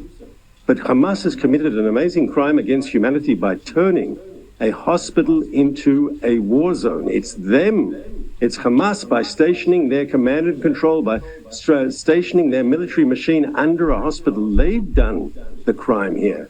And what we are attacking them and trying to be as surgical as we can be and doing all that we can to help civilians vacate the area and to prevent Hamas from having immunity. With respect, you say patients could go to a field hospital in Egypt. Very few sick and injured people are being allowed across the Rafah crossing into Egypt. You also say that there's been no proof that hospitals have run out of fuel. Is that good enough? Is that a good enough defense when the World Health Organization itself, the United Nations, is saying that a child is dying every 10 minutes in Gaza? Is there not a better way forward here? Well, I can give you a better way. If someone has if we could send a letter to the Secretary General of the United Nations and saying, please disarm Hamas, and he could do it, we'd be very happy. But unfortunately, there isn't a way. We have to defeat them militarily. There's no substitute for that. And I'd remind you what Hamas itself has said. They've said that we want to do more attacks against Israelis. They've talked about permanent war with Israel. And they have said they would repeat the October 7th massacre when they raped and they burnt people alive and they machine gunned the young people at the music concert. They machine gunned them in a ravine. The sort of massacre that they committed on October 7th, not only are they proud of it and they put it all up on social media, showing the world their crimes against humanity, but they've said they'd do it again and again and again. The deputy leader of Hamas said so publicly in an interview a few days ago on Lebanese television. Now, they are a serious enemy. We have a right to destroy that enemy that seeks to butcher our people. No one is disputing the barbarity and the trauma that your nation witnessed on the 7th of October. But we now have the President of France calling for a ceasefire. Ireland's Leo Varadkar has called for a ceasefire. Are you concerned that you're losing international support here as you lose the moral high ground? So I think anyone who knows what's going on knows that Israel is scrupulously abiding by the rules of armed conflict, and we're differentiating between civilians and the Hamas terrorists who are our target in this operation. I mean, for over 3 weeks, we've been calling for people to leave the northern Gaza Strip because we knew there would be heavy fighting. And the truth is, hundreds of thousands of civilians, the overwhelming majority of the population, has heeded our advice and have voted with their feet to exit the northern Gaza Strip. A small group of civilians still remain, and we're worried about them, and we're making efforts to help them relocate as well. We want to take on Hamas. We want to destroy Hamas. We don't want to hurt civilians. The trouble is, Hamas is physically at gunpoint preventing civilians from leaving. We're seeing that. We're seeing that every day, unfortunately. Before I let you go, Mr. Regev, I'd love to ask your thoughts on the summit of Arab leaders in Riyadh today. The Iranian president has said prior to attending that summit that the time for words is over. The time has come for action over the conflict in Gaza. Are you concerned that Israel's actions in Gaza will result in an even bigger conflict here? I hope not. The Iranian president also said he'd like to kiss Hamas, yes, the people who conducted that terrible massacre on October 7th, and with Iranian funding, with Iranian arms, with Iranian support, yes. The rest of the Arab world, I think people who know the Middle East well, and I know at Sky you have people who know the Middle East very well, know there's a dissonance between what is said publicly and what people will say privately. I am convinced that once Israel defeats Hamas, there won't be too many tears shed across Arab capitals. For them, Hamas is a brutal enemy as well. Okay, Mark Regev, we'll have to leave it there. Thank you very much indeed for your time today. So there's a few more that I forgot that I wanted to put. This one, it's sort of not really to do with the subject, but came around the same time, to do with rental racism, but just to sort of point as in, well, I don't want to be doing what the media does, where it points at a small pocket and then, you know, says that's like everyone. But I know Rishi Sunak sort of, previously I mentioned this on Pursuit of Truth, he talked about not racist, not Britain not being racist. And yeah, the vast majority is not, but that doesn't mean that racism doesn't exist, which I think I've seen it, and I've been told about it from people close to me, so I know that it does exist. And to sort of say that Britain's not racist, I mean, no, it isn't, but there are a vast majority of people. And the thing is, we can't really tell the sentiment because no one can see it, everyone's hearts. So when you see these little pockets of things, it's an indication that there may well be. We know the police has been investigated for being racist, misogynistic, and I don't know what the other one was. But this story is about racism within renting. I want to talk to you about rental racism in more detail. Samir Jarraj is here with me. Hi, it's lovely to see you. Thank you for joining us on the programme. Tell me about it. So, I mean, essentially, what has been found and what's been happening is that it is more difficult for people of colour, black minority ethnic people to access rented housing. This takes place both at the kind of point where people are trying to access housing, so whereby, for example, they're using an online platform and they have a picture on it, and the prospective landlord sees that picture and sees that this person is visibly black, Asian, East Asian, and decides, no, I'm going to go with someone else. It also can happen at the point whereby, for example, identity documents are checked, and this is a result of the right to rent policy from around the kind of hostile environment. So whereby possession of a British passport is basically a requirement that some landlords are now asking for, whereas actually being in possession of a British passport isn't necessarily something that everyone has. You have to pay for it. You might be using other identity documents as well, which is perfectly legal. So what's your advice to people who feel that they've fallen victim to rental racism? So it's really difficult. There have been cases over the years whereby people have complained, whereby abuses have been found. It is illegal to discriminate against people on the basis of race in housing, but it is very difficult to actually take action against the landlords and lettings agents that are doing it. I would, first off, you can use the power of social media to shame these practices. So, for example, there have been examples whereby landlords and letting agents have flat out said to people, I don't rent to people like you because you behave in this kind of way, or because people like you are more likely to, going to do these kind of things. You can call that out and really kind of bring the power of shame and of public pressure onto them.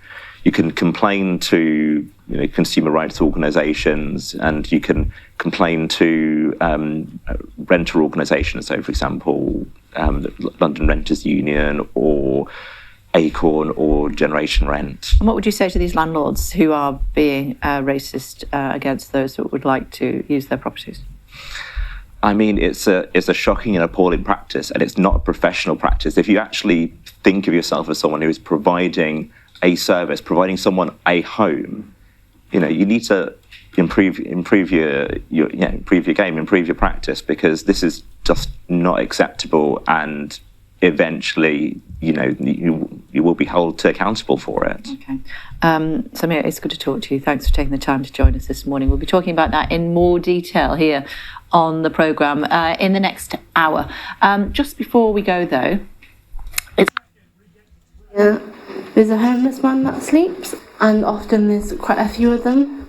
Paris describes living here as hell. There's been blood up the walls? Up the walls, From fighting? From fighting. Or where people inject, because they're injecting into veins. She's in a HMO, house of multiple occupancy, where she feels unsafe and trapped, unable to rent elsewhere because of the colour of her skin. You do this every night? Yeah, every night. So I always shut my door, and then I lock it, and then I put it on under. And that's what you feel like you have to do every night? To keep safe. Working full-time, she can afford to rent somewhere better, but she's been dismissed, she says, because of her race. I've had my passport inspected. Is it really a British passport? You can't be British. Why can't I be British? And then you're going to house searching and asking you, do you smoke weed? Because I've had black tenants that smoke weed. So you're stuck. You know that you've got bad conditions here, but you can't move. Sky News has been given exclusive figures showing apparent racism in the rental market right now.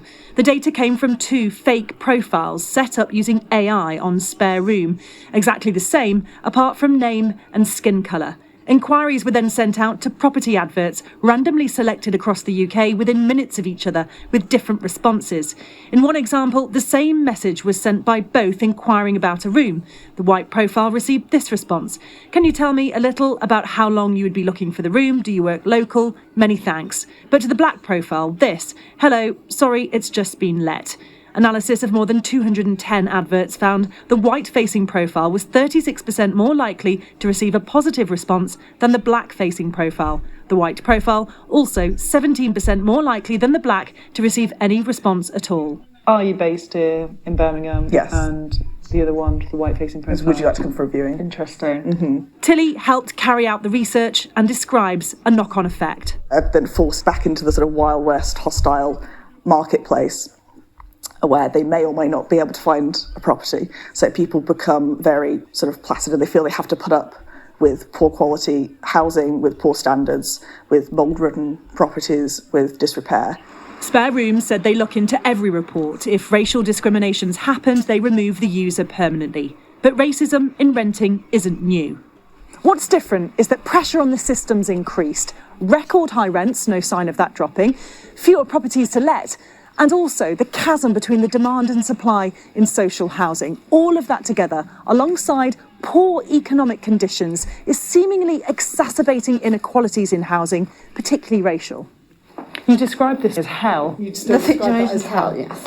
As rental struggles worsen, inequalities deepen, more are dragged into a downward spiral, limiting housing and therefore life choices. So what's also interesting, Kay, is that it appears to be worse at certain times of the year. There are sort of pinch points. And that's because, again, as I said in my piece to camera, that it's about demand and supply in the rental market, in the private rental market. So, for example, in late summer, early September, there are more students around, so more people are trying to find somewhere to live effectively. And that means that there's more competition for a smaller and smaller resource. And to understand what is also creating the environment for racism to thrive at times, you have to understand what's happening in the wider UK housing market. just to mention a few factors. One is the UK's lack of affordable housing, which means more people are having to rent. Another is high mortgage rates, high interest rates, fewer people are getting mortgages. And also local councils are taking on quite a lot of those private rental properties because they're desperate to secure temporary accommodation because more people, again, are unable to afford the record high rents. And so they're needing to go into social rents, if you like, but there's a lack of social housing. OK, for now, thanks very much indeed. More throughout the day. And yeah, that explains what my wife always says.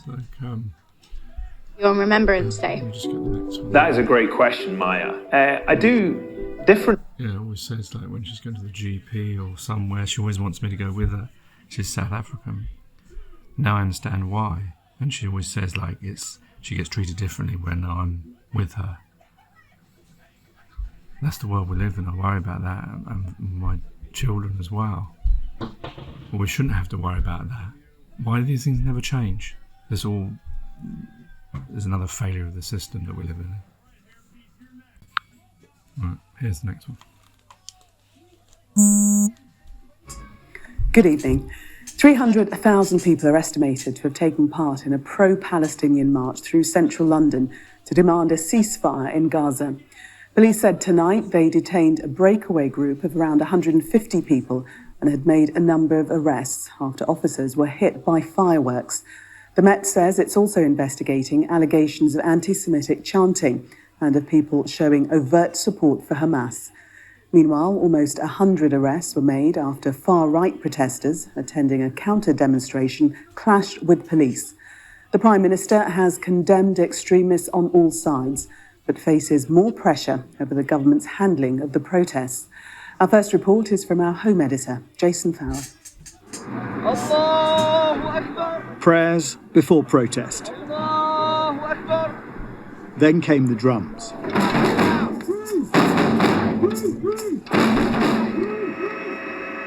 Hundreds of thousands gathered in Hyde Park, then spilled into Park Lane.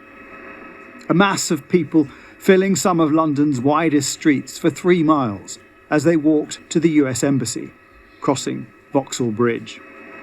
This, the biggest rally since the Israel-Hamas war began, the most controversial, held on the Day of Remembrance. Prime Minister Rishi Sunak says the timing of this march is disrespectful on a day of national unity and solemn reflection. But the demonstrators say Armistice Day is the perfect time to call for a ceasefire. We spoke to people who travelled here from across the country. Do you have any sympathy with the argument that the Israelis are trying to defend themselves from what happened on October the 7th? I mean, every human life is important. So I can't differentiate between a Muslim life and a Jewish life. So every life is sacred. This group from Leeds said they'd raised £30,000 for aid in Gaza, but couldn't get it in. For most people, they think it's one flashpoint. Yeah. It's not. It's something that's been going on in the West Bank. There is no Hamas. Every single person that you speak to, do you condemn Hamas? Yes, I do condemn Hamas. But I also condemn the Israeli government that are bombing thousands upon thousands of innocent people. The Home Secretary had described this as a hate march, and it seems that actually encouraged some to come. What brings you here? I'm here in defiance of Suella Braverman's statements about this being a hate march, and that I don't believe that it is, and that it's my freedom to protest. So if Suella Braverman hadn't said that, you wouldn't be here? Probably not, no. 2,000 police officers were deployed. The ones here protecting a war memorial said they had no problems. But police say they are actively looking for people who were holding some deeply offensive anti-Semitic signs. Here, an Israeli snake grips the world. Another has a Nazi swastika in the Star of David. There was also graffiti comparing Gaza to the Holocaust, and some people wore the green band of Hamas. Also, plenty chanted "From the river to the sea," which many interpret as the destruction of Israel. Palestine will be free! This chant that's being chanted right now, do you think that's anti-Semitic? The chant about "from the river to the sea." Do you think that? From the river to the sea, I suppose a lot of people who are saying this, perhaps they don't know the idea behind it. This Bradford man wanted to make his feelings clear. Organisers agreed the demonstration wouldn't go through Whitehall, but some counter-protesters, which included far-right groups who'd claimed to be protecting the cenotaph, seemed to have veered towards the demonstration and were kept away by police. There's not much police presence on the march, but this is just one block away, and you can see that they're holding some counter-protesters on either side of the street in pockets, just keeping them away from the protest. Here, officers on the ground told us around 80 people were arrested. The Prime Minister said, "I condemn the violent, wholly unacceptable scenes we've seen today from the EDL and associated groups and Hamas sympathisers attending the National March for Palestine. The despicable actions of a minority of people undermine those who've chosen to express their views peacefully." 1, 2, 3, 4. Occupation no more. There were pro-Palestinian demonstrations too in Leeds and in Edinburgh. Those who could came to London.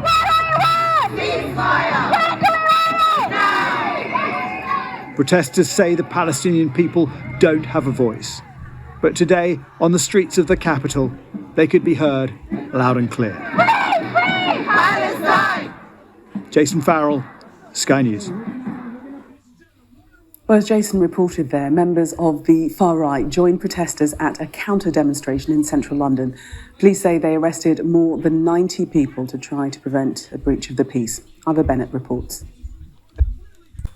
So here's the one I was talking about at the beginning. I think it's Lebanon, where it's like the 5-minute hate. But just like I said, how do we get to that place where, I guess that's, because we're babies, we know nothing. We're reliant on, the people that we find ourselves with to teach us. And over those years, through peer pressure, parents, teachers, media, films, it shapes us. And it can shape one set of people in one part of land to hate another one, and then the other one of another part of land to hate the other, even though they're all human beings. And it's just depending on what you're taught. Makes you think, how much are we really responsible for our actions when we're taught these things? 11th day of the 11th month is Martyrs' Day, a commemoration of those who died fighting for Hezbollah. In a gym in South Beirut, family members hoisted pictures of loved ones lost on the battlefield. And there are more here now. 70 Hezbollah fighters killed by the Israelis over the past month. Zainab lost her son 7 days ago. My son died on the road to Jerusalem while defending the children and women of Gaza. Their homes are being destroyed and no one's looking after them. 11-year-old Fatima lost her father last year. I feel sad and I miss my father, but And I'm proud of him, she added. Hezbollah is driven by its opposition to Israel and Western influence in the Middle East, and many came to hear the leader of this Iran-backed faction speak. It's all part of the build-up for Hassan Nasrallah's speech, and as the leader of the faith in this country, his address will be celebrated. It will be revered. God, protect Nasrallah, cried the followers of a group designated as a terrorist organization in the UK. And he told them via the video screen that he's increased Hezbollah's operations on the southern front. The consequences of this bloody clash are on display throughout southern Lebanon. In a village called Harayeb, residents commemorate the life of a fighter called Ahmed Slim. It wasn't a somber occasion. For many, it was a moment of pride. A senior Hezbollah leader, Sheikh Nabil, told them Slim had died for Gaza.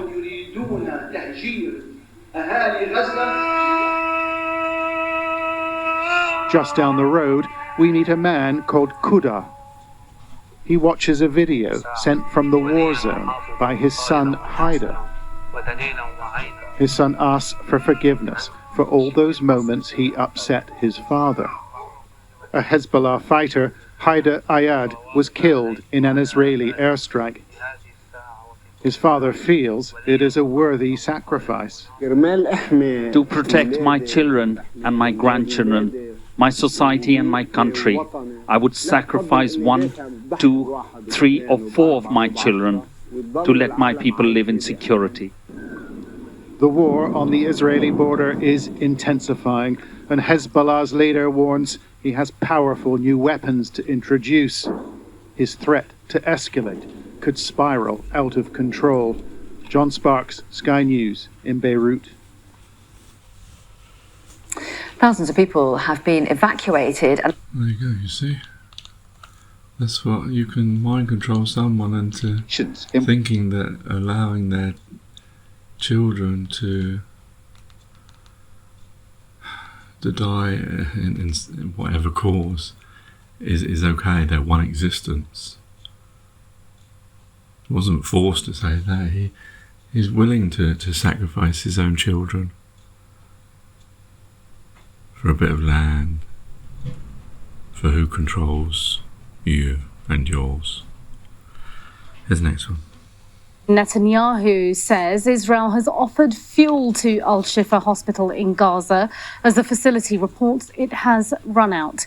Israel's military says they have offered to evacuate babies from Gaza's largest hospital, where officials from the Hamas-run Gaza Health Ministry say 3 newborns have now died, and the Palestinian Minister of Health says 12 people have died due to the lack of power. Well, Mr. Netanyahu told NBC's Meet the Press programme that their help is being refused. We offered actually last night to give them enough fuel to operate the hospital, operate the incubators and so on, because we have obviously no battle with patients or with civilians at all. And I think every civilian death, every dead baby is a tragedy. But that tragedy should be placed squarely at the responsibility of Hamas, that is keeping its military installations inside hospitals, its command posts inside hospitals, inside schools, inside UNRWA, UN facilities, and so on. So we obviously don't want to give them immunity, but at the same time, we're sensitive to this issue. So we offered this help. They've refused it. I've offered something else. I've said, let's build field hospitals. I asked the Emirates, I asked the French president to send a floating hospital ship. We've asked other countries to, the UN, UNRWA, and so on, build field hospitals. Let's move the patients out of these Hamas command posts in the hospitals to these safe places. So far, they've moved a few patients, not enough. I hope more will move. We're trying to deal with this as carefully as we can while not giving sanctuary to Hamas. Let's talk about the hostages. There are reports that there is a possible deal that would involve getting out women and children and the elderly. How close are you to reaching a deal to get more of the hostages out? Well, Kirsten, I can say that we weren't close at all until we started the ground operation. In fact, we heard that there was an impending deal of this kind or of that kind, and then we learned that it was all hokum. It was nothing. But the minute we started the ground operation, things began to change. So is there a potential deal, Mr. Prime Minister? Is there a potential deal? There could be, but I think the less I say about it, the more I'll increase the chances that it materializes. And it's a result of pressure, military pressure, the extraordinary work that the IDF is doing, putting pressure on the Hamas leadership. That's the one thing that might create a deal. And if a deal is available, well, we'll talk about it when it's there. We'll announce it if it's achieved. Go straight to our international affairs editor, Dominic Waghorn. He's in Sderot in southern Israel and joins me live now. So, Dominic, we just heard from Prime Minister Benjamin Netanyahu. Clearly, there is a crisis in Gaza, in particular around the largest hospital right now that's run out of fuel. But also, interestingly, he ended there talking about potential negotiations. What's your analysis of what he had to say? Yeah, it's very interesting what he's saying about the hostage negotiations. His claim is that they weren't going very well until Israel launched its ground offensive and intensified it. But that's certainly not what the main mediators involved in these negotiations were saying to me in Qatar last week or so, when they said that any intensification of hostilities from either side was going to make their job a lot harder. And at that point, they said that they reckoned there was a window of opportunity for the next 24 to 48 hours. And in those day or two, the Israelis did step up their operations. And we've not seen any progress at all or seen any evidence of improvement in the chances of those hostages being released since then. Now, we did have some kind of reports today in the Israeli press of progress again, some renewed cautious but optimistic sentiments about hostages being released. But we've just heard in the last half hour or so, Hamas being quoted as saying from Cairo, where they have some officials who are involved in these negotiations, saying that they have suspended all negotiations because of what's happening in Al-Shifa hospital. So whatever cautious optimism we might be hearing from the Israeli Prime Minister, I think being dashed by what Hamas is saying in the wake of what's happening in Al-Shifa. They are responding to what's happening in Al-Shifa hospital. That is Gaza's largest hospital, where doctors there said yesterday they've run out of fuel, and they're saying in Al-Quds hospital down the road they've run out of fuel today. They're saying that's led to the death of 3 newborn babies. Now, the Israelis are pretty dismissive about casualty figures from the Hamas-controlled health ministry in Gaza, but it has to be said, on the whole, they've been pretty accurate in terms of death tolls, injury rates, and casualty figures, not just in this conflict, but in previous ones as well. So when they say 3 newborn babies have died, that's likely to be tragically true, and they're also saying that more will die if this fuel situation continues. The Israelis cut off fuel supplies into Gaza at the beginning of this conflict, saying that it was being used, or they feared it could be used by Hamas to supply their war effort. Now, the Israeli Prime Minister is there saying that they offered Al-Shifa hospital fuel supplies. We've not heard from Al-Shifa or from Hamas as to what their response to that claim is, but you have to put it into some kind of context, because Herzi Halevi, the Chief of Staff, the Israeli Chief of Staff, a few days ago, said that Israel was prepared to supply fuel to those hospitals if they felt it was necessary, if they felt the situation had gotten dire enough for them to need fuel. The Prime Minister's office then, Netanyahu's office, said that was not true, that fuel would not be going into Gaza. So it's odd, to say the least, that the Prime Minister is now saying to American television, no one else has heard this so far, that actually Al-Shifa was offered fuel. So we're obviously seeking clarification and a response from Al-Shifa as to whether they feel they have been offered fuel or not.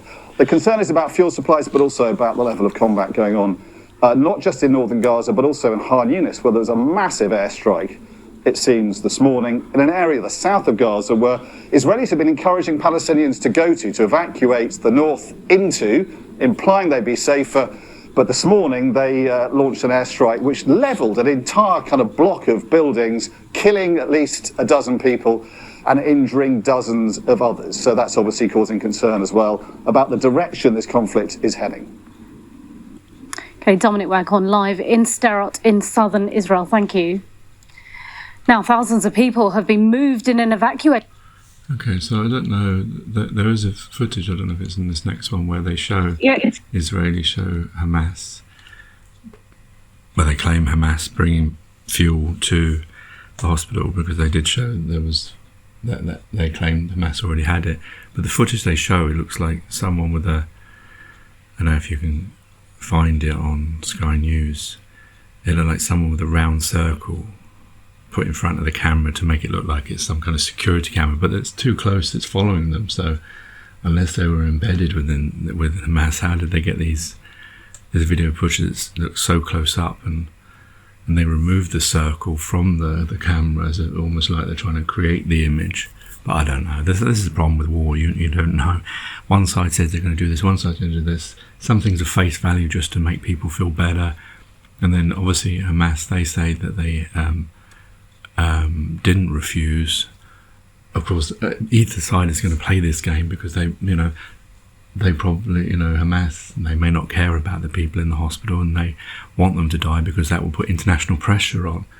And so it's difficult to actually know, really, in this war, who are the good guys. I mean, in any war, when you start killing people and, when you start using bombs and indiscriminately killing people, and, lots of wars, not just this one, many wars, if not all wars, it's very difficult to see who's the good people, because killing human beings per se cannot be good. Israel's Prime Minister says Gaza's Hamas-run health ministry has refused fuel from Israel to keep hospitals running. The Palestinian Minister of Health says 12 people, including 3 babies, have died due to the lack of power at Gaza's largest hospital, Al-Shifa. Israeli Prime Minister Benjamin Netanyahu told NBC's Meet the Press they are trying to deal with the situation carefully. Our international affairs editor, Dominic Waghorn, has the latest now from Sderot in southern Israel. This is the south of Gaza, where Israelis have urged Palestinians to move, saying they'll be safer. Not here, not now. In Han Yunis, an Israeli airstrike levelled an entire block of buildings. My mother, my sister and another relative was in the street, says this distraught woman. I was working, but my sister was here. My sister, she says, is here.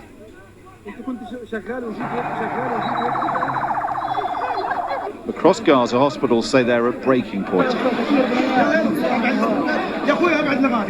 A British surgeon working with the Red Cross in southern Gaza sent us this update.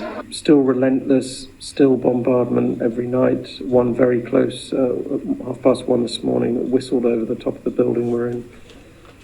Still patients arriving, still inundated with internally displaced people. So not really getting any better. Further north, Palestinian doctors release pictures inside hospitals they say have run out of fuel to operate generators. And a photo of newborn babies in danger of dying, they say. 3 have now lost their lives, they say, because of the loss of power. A few days ago, Israel again ruled out letting fuel into Gaza. Its Prime Minister, here out meeting Israeli troops, now had this to say to American television. On the contrary, we offered actually last night to give them enough fuel to operate the hospital, operate the incubators and so on, because we have obviously no battle with patients or with civilians at all. And I think every civilian death, every dead baby is a tragedy. But that tragedy should be placed squarely at the responsibility of Hamas, that is keeping its military installations inside hospitals. The Israeli military says this footage shows soldiers delivering fuel to Al-Shifa hospital, Gaza's biggest. They claim Hamas ordered the hospital not to accept the fuel. We cannot verify those claims. Israel's released more pictures of an offensive it says won't end until all the hostages held in Gaza are released. But Hamas has now suspended all hostage negotiations in protest at what's happening in Gaza's hospitals. Dominic Waghorn, Sky News, Southern Israel. Well, a little earlier, I asked our military analyst, Sean Bell, about his take on the latest on the ground. Does look like the IDF are actually in the centre of the city now, but the fighting has been most intensive around some of the hospitals. Now, you'll recall that Israel told the residents of the hospital to leave and head south, but it's pretty obvious that for many of those patients, that would not be the best outcome for them, and the medical staff are trying to do what they can to stay put. Now, the IDF claim that the Hamas are using the hospitals and the tunnels underneath for sanctuary. Hamas, of course, are denying this, but interestingly, earlier on today, the Palestinian Red Crescent, a part of the International Red Cross, tell the Al-Quds hospital was now out of service, that it run out of fuel, therefore run out of power. Some of the incubation units for young children and the first aid equipment was now being turned off. And that, of course, was creating a huge humanitarian issue and mounting pressure on Prime Minister Netanyahu, which is probably why he made the announcement about providing fuel, even though we're not quite sure of the context of that offer. That's right. So hospitals are being targeted. Are you expecting at some stage Israeli troops to enter those hospitals if they haven't already? That's a great question. I mean, part of the challenge here is that hospitals are protected under the law of armed conflict, but they lose that protection if either side actually militarizes them, uses them for hiding away. That's the evidence, doesn't it? Strong evidence of that. Yeah, exactly. Now, the IDF claim that Hamas are using these for hiding below, and if they can prove that, clearly that undermines Hamas's legitimacy and authority.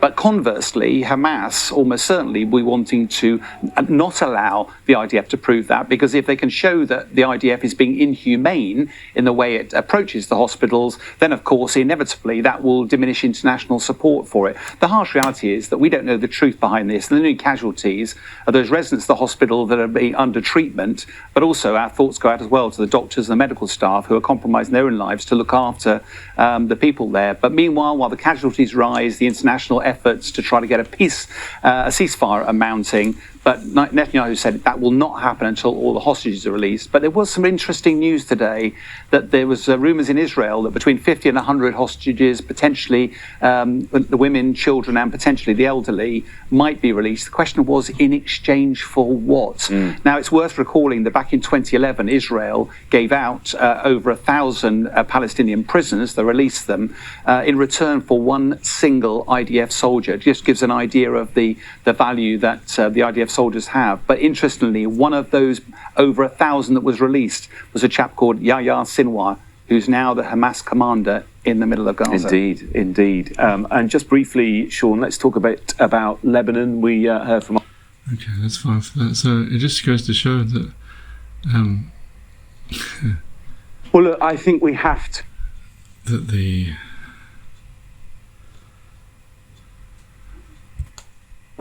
Yeah, it just shows that law protects soldiers and governments so that they can do whatever, but at the end of the day, the civilians are the ones, the non-combatants, the innocent are the ones that are not protected, because if Hamas use the hospital, then that means it's no longer protected, and it means Israel can go in there, and whatever happens to the people inside, well, I don't know.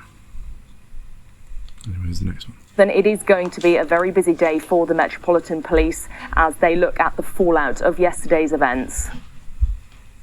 Amelia Harper with that update. Well, demonstrations have also been taking place in other countries to counter a surge in anti-Semitic incidents. More than 100,000 people, including senior politicians, have marched in Paris amid rising tensions in the country over the war in Gaza. Let's join our Europe correspondent, Adam Parsons. He's in Brussels for us. France has the largest Jewish population in Europe, I think I'm right in saying, but anti-Semitism clearly has been a huge issue in recent weeks. Yeah, the largest Jewish population in Europe, also the largest population of Muslims in Europe. So a complicated cultural melting pot, and we have seen a huge rise in the incidence of anti-Semitic incidents in recent times, whether that is Stars of David being drawn on people's houses, or in Lyon, an incident where a young Jewish woman opened the door to her apartment and was stabbed. She survived, but was clearly terrified, and there have been hundreds of what have been classified as anti-Semitic incidents. So today, a march that was called as a protest against anti-Semitism, attracting about 105,000 people, including past presidents. François Hollande and Nicolas Sarkozy were there. The Prime Minister, Elisabeth Borne, was there. Emmanuel Macron, the president, wasn't, but he sent a message of support, and he's been outspoken, of course, in his comments about anti-Semitism. I think it was a peaceful march. I've seen no reports of any significant disorder, and really this was focused on opposing anti-Semitism. That was something that both houses of Parliament in France have been talking about. They were both represented here, and quite a contrast, I'd have to say, to the violent scenes that you saw in London. And what you're seeing there are leaders from almost across the political spectrum. And that was one of the calls, was for the nation to unite behind this march.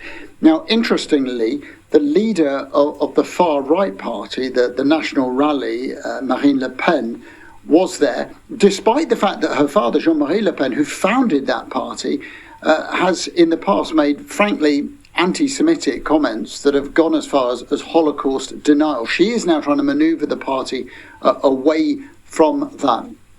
A curious flip side of that is that the far left party, which traditionally you would always have seen at protests like this, wasn't there, deliberately kept away, and has been keeping a strong vote of support for the Gazans and opposing the Israelis. So this was a long and vociferous rally. As I said, a contrast to the one staged in London. And I think it is an attempt to bring together those two big sectors of the population. Spokespeople for the Jewish community after this protest saying that they felt a little safer, that they felt more reassured. But one of them pointedly saying, this has been great. This has been a great example of togetherness. But what happens now? What will the government do to ensure that it cracks down on anti-Semitism? OK, Adam in Brussels, thank you. Well, let's get the latest on the situation in the Middle East now. And the Israeli Prime Minister Benjamin Netanyahu has insisted authorities in Gaza are refusing to accept fuel in order to keep hospitals running. The Palestinian Minister for Health says 12 people have died, including 3 babies, due to a lack. That's repeating, but you can see now the hate is just spiralling everywhere. Hey. And I think to myself, Israel's Prime Minister has said his country's military will continue its battle against Hamas in Gaza with full force, despite growing international calls for a ceasefire. Benjamin Netanyahu said peace would only be possible if Hamas releases all of the hostages taken in its surprise attack on Israel last month. Israeli troops are fighting inside Gaza City as their air campaign continues. Since the beginning of the war, the IDF says it has hit 5,000 targets with airstrikes. Fighting is now centered around some of the 14 hospitals in northern Gaza. Israel says Hamas fighters are using medical facilities as bases, a claim Hamas denies. At the largest al-Shifa hospital, Israeli troops are reportedly surrounding the compound where medical operations have been suspended. At least one baby in intensive care has died, according to the Hamas-run Gaza Health Ministry. Israeli tanks are also just meters away from Al-Quds Hospital, according to the Palestinian Red Crescent, who say 14,000 displaced people are sheltering there. Our international affairs editor, Dominic Waghorn, reports. In northern Gaza, near one of its biggest hospitals, a massive explosion. In the same area, at the same hospital, this happened last night. Israeli airstrikes say Palestinians, though we can't verify those claims. It is hard to say for sure what's happening, but among the many Palestinians fleeing North Gaza today, there have been claims of fighting around its hospitals. I swear to God that they didn't leave a spot without destroying it. We were hit by strikes, and we didn't find a place to go. We went to the Indonesian hospital, and we were hit by strikes again, and we were hit by shrapnel. For more than 5 weeks, Gaza's hospitals have borne the brunt of this war, treating and sheltering thousands, but with dwindling supplies of fuel thanks to Israel's blockade. Now Al-Shifa Hospital, Gaza's biggest, where these pictures were filmed a few days ago, has run out of fuel, say its doctors, and shut down its generators. By phone, we spoke to a health official in the hospital, where he said a baby and an adult in intensive care had died because of the lack of power. Now they are struggling and we are unable to keep them alive. So it's fair to say more babies are going to die? Actually, they're going to die. Absolutely, absolutely. Now we are counting them one by one. Israel has released more footage of its forces inside Gaza, though not near hospitals. But it's confirmed they are operating near them and have been engaged in firefights near at least 2. It says Hamas is using hospitals to hide beneath them in tunnels.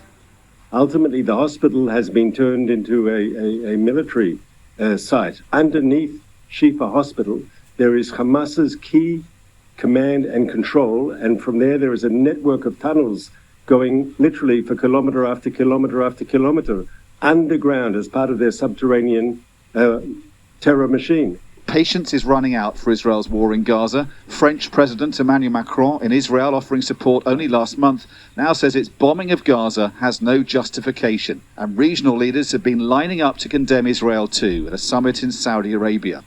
Its leader, Crown Prince Mohammed bin Salman, was talking of normalising relations with Israel little over a month ago. Not anymore. Your Excellencies, The Kingdom assures its absolute rejection of the continuation of the aggression, the occupation and the foreseeable displacement of the residents of Gaza. It confirms it is holding the occupational authorities accountable for the crimes against the Palestinian people. Iran's President Ibrahim Raisi, who also flew to Riyadh, went further, ominously calling for action, not just words over Gaza. Today, inside the Strip, thousands more Gazans fled the fighting in the north. That will give Israel more freedom to intensify its offensive, but the longer it goes on, the more international pressure will build for it to end. Dominic Waghorn, Sky News in southern Israel. The leader of the Lebanese militant group Hezbollah has warned that his fighters have introduced new weapons. Okay, what's going on about that last one now? Even resigned and lost her job under Liz Truss for an email breach. Under Rishi Sunak, she's held on despite her critics. The cabinet minister has defied him. She is playing to the gallery. She is putting her... This one. It's about the Protestants rather than inciting hatred. And charged 7 men.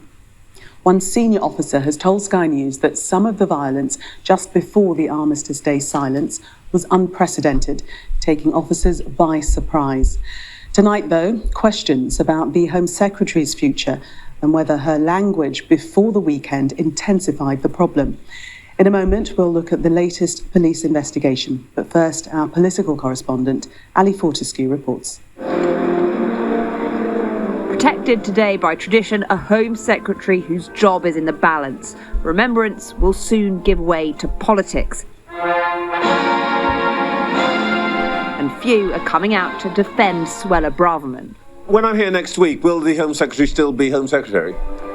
Well, look, as you know, and I know well, a week's a long time in politics, and I never make predictions about these things. As I say, it's entirely a matter for the Prime Minister.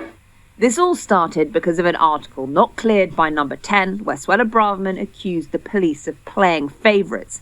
Today, a shift in tone. Posting on X, she said, "Our brave police officers deserve the thanks of every decent citizen for their professionalism in the face of violence and aggression from protesters and counter-protesters in London yesterday." But she went on, "The sick, inflammatory and in some cases clearly criminal chants, placards and paraphernalia openly on display at the march mark a new low. This can't go on week by week. The streets of London are being polluted by hate, violence and anti-Semitism." Did you forget your resignation letter, Home Secretary? But as reshuffle rumours swirl, the action could be against her. I don't see how she can continue to do this job. She does not have the credibility or the authority to do the serious job of Home Secretary. How can she command the respect of the country around supporting the police? How can she command the respect of the police? Well, I think this is a matter for Rishi Sunak. It's not the first time Suella Braverman has courted controversy. From a young age, she was never afraid of political trouble. The daughter of immigrants, a leading figure on the right of the party. If you're still part of the Department for Exiting the EU. She resigned from Theresa May's government over Brexit, announced a leadership bid before Boris Johnson had even resigned, and lost her job under Liz Truss for an email breach. Under Rishi Sunak, she's held on despite her critics. The cabinet minister has defied him. She is playing to the gallery. She is putting her sort of performance, her stature, her reputation with one part of the party above what she should be doing as Home Secretary. The Prime Minister and his wife lighting a candle for Diwali. His mind, though, has been on the most controversial cabinet minister. The Whitehall communications grid for tomorrow morning is strangely empty. That is not that unusual, but it does mean that there is a potential scope for a reshuffle.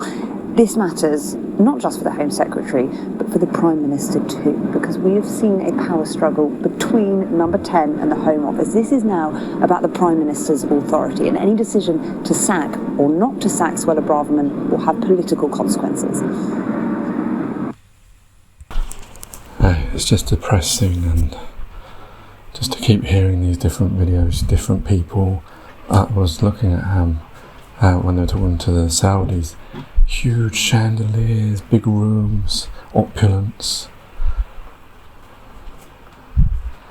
The all the suited Western leaders, everyone in suits, everyone in opulence. No wonder they never feel for the little people, because they're so far away from it. That's why I think, really, if you want a proper government, let's put the homeless in the lead for government, because then they will be able to empathise and change things for the better for everyone, because the rich already are rich. They don't need any more help. And the suffering do. And stop suffering, maybe we'd have less wars. It's just really depressing to see this and squabbling over things when people are dying and not actually, seriously putting things that need to be done now, wasting time with bureaucracy and I don't know. It's just despair for humanity. Take care, take it easy. God bless and peace.